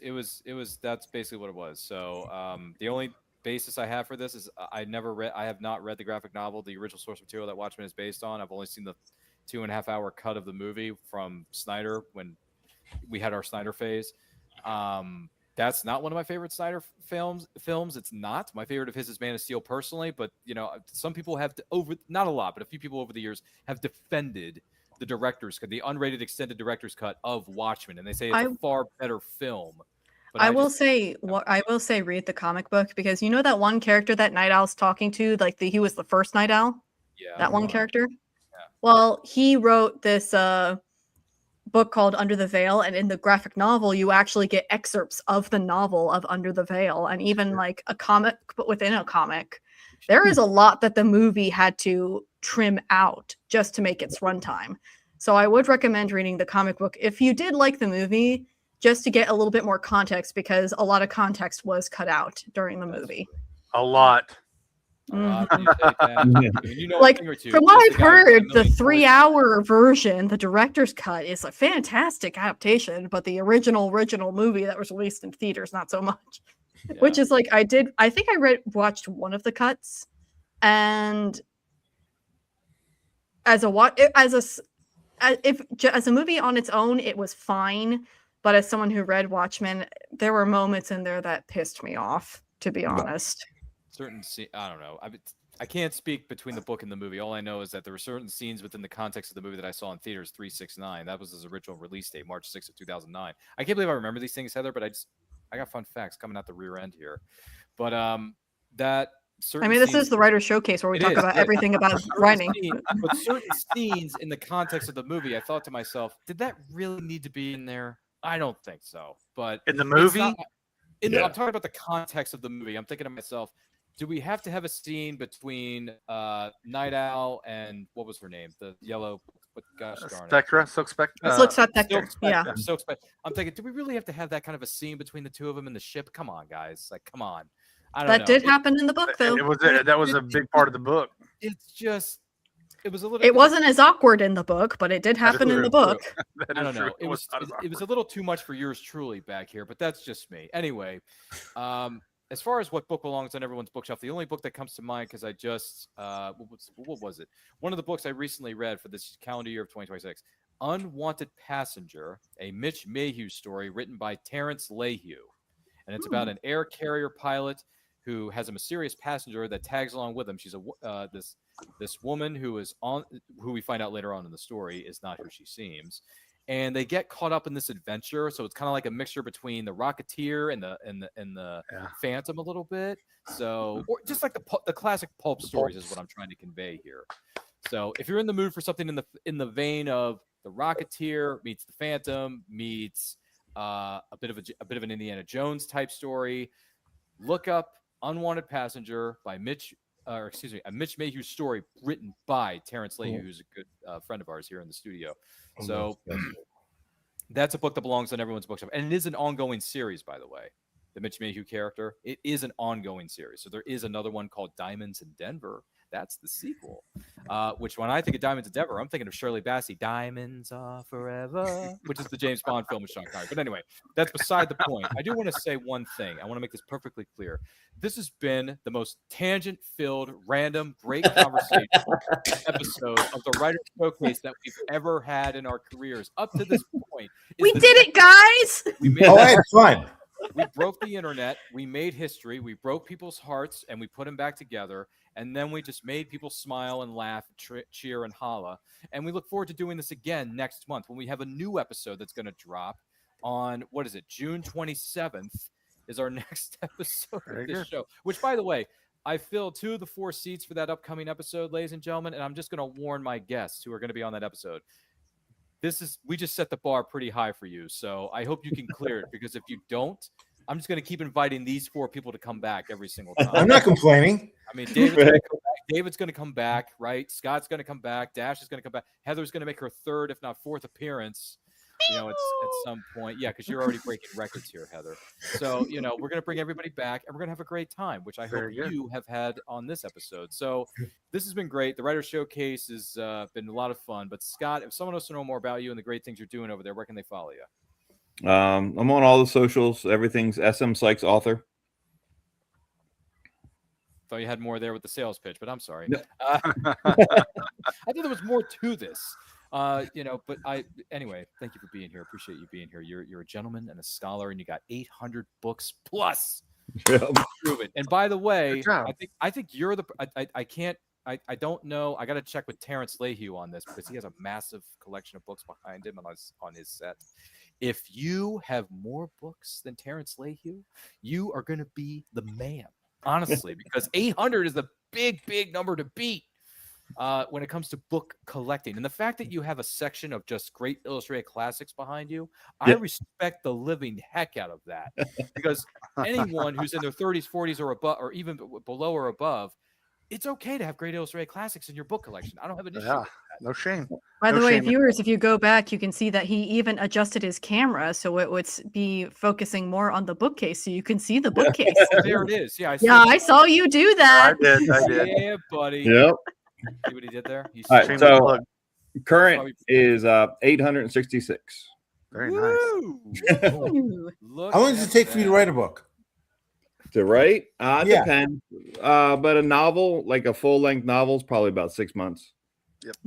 It's a process. Things take time, and slow and steady always wins. As I'm seeing that while writing and working full time, and trying to squeeze that in whenever I can. So that's the hard 800 part. books, whether that. The rest of us really need to step up.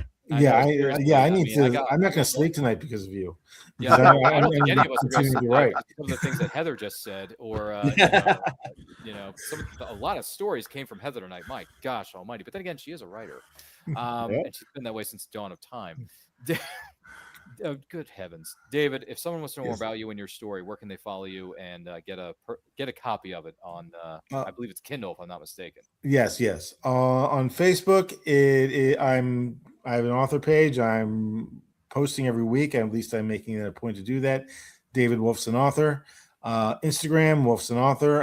LinkedIn, I'm on there as myself. I am in the process of my goal is to get a website with all my podcast episodes and future bookstore appearances to try and build things up. I'm still trying to put other expenses, trying to reallocate my pocketbook, which is taking longer than I thought. So I'm on all the socials, and I'm building up my presence as we talk. So Very good. yes, Fantastic. One step at a time, my friend. Just put one foot in front of the other. And you know what? The fact that you mentioned Vince Vaughn is playing one of the characters in this adaptation of I want to play the villain.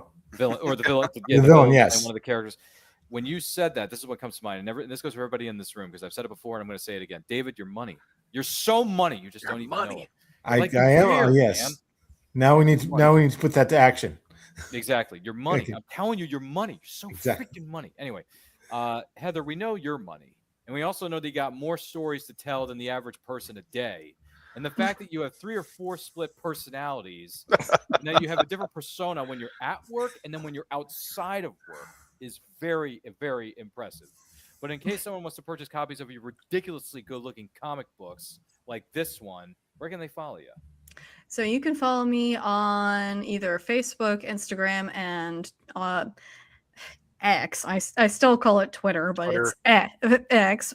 That's a terrible name. Terrible name for a social media site. No, it's But yeah, you can follow me on there and you can DM me saying, hey, I would like to check out your comic books because they are independently printed. So you will not find them on Amazon or any other website. So Very nice. working on it. We're working on it. I'm a writer. I am not a web designer. But you can follow me on Instagram, Facebook, and Twitter.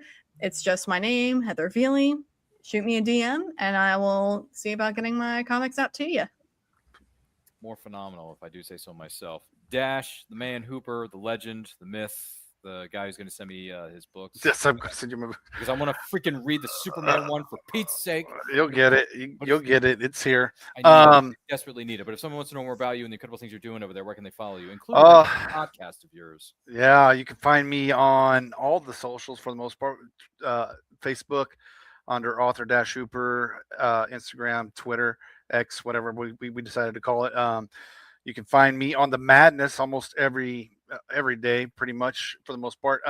But Sundays you'll find me at Dash of Reading on the Madness on my Facebook, and we talk about books. And we'll be doing tomorrow. We're talking game creation though on Creators Corner, so we're going to be talking about games and creating that. But next Sunday is the one you want to tune into. We're talking about the Wild Robot. We're going to be discussing all about children's literacy and how we can get children to read more. So that's what we'll be doing. And then again, just find me on all my socials pretending to be a comedian. I like to think I'm funny at sometimes. My wife doesn't, but I do. Hey, you can't stop a person from trying, my friend. And we appreciate you. We appreciate all of these superstars for being here. My name is Ryan or something or other. I don't know what my name is. I don't even know what I'm doing here because I feel like Heather should be hosting and producing this show instead of me. But my name is Ryan. Follow me across all forms of social media at And I Quote Channel. That's where you can keep up to date on all the shows we're doing, all the wonderful things we got planned for the remainder of the calendar year. The seasons are changing, so if you want to get yourself a hoodie or a shirt or a sticker you can add to your water bottle or a coffee mug for your daily grind of coffee, as Brian K. Morris likes to call it, or tea, Earl Grey, as Picard, Jean-Luc Picard, Starfleet Enterprise, Star Trek Enterprise. All that stuff. It's in our Redbubble store. Everything's on sale right now, too, folks, so treat yourself. Check out my short story. It's called Wolf of the West. It is a straight-up Western story that is a part of Western Tales Volume 1, published by Veritas Entertainment. 16 different writers, 15 different stories. If you want to introduce somebody to the Western genre, this is a great place to do it, so saddle up.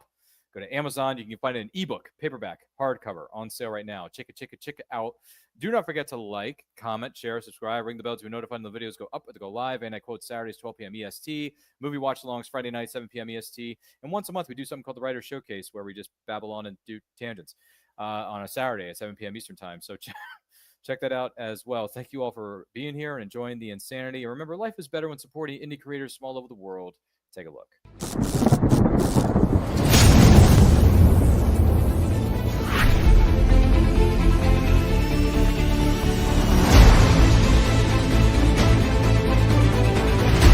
Choose high-flying action. Choose death-defying escapes.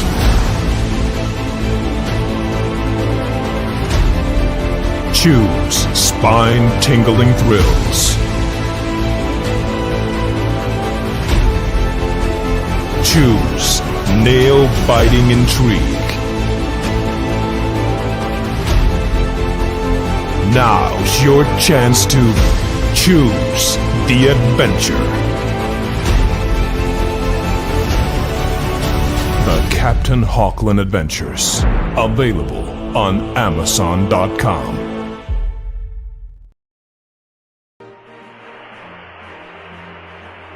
A mission for the police. A mysterious passenger. Mitch Mayhew is carrying more than the mail this flight. Unwanted Passengers, a roaring, prop-spinning, pulse-pounding historical thriller for fans of aerial stunts, flapper-era intrigue, and reluctant heroes with debts to pay and demons to outrun.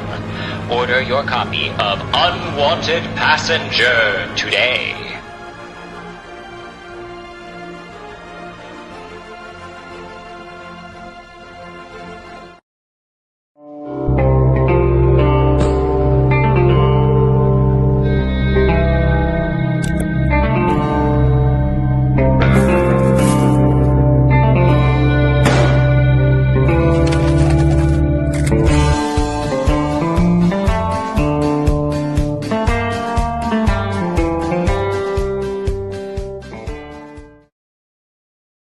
I'm a little tired, I'm a little wired, and I think I deserve a little appreciation.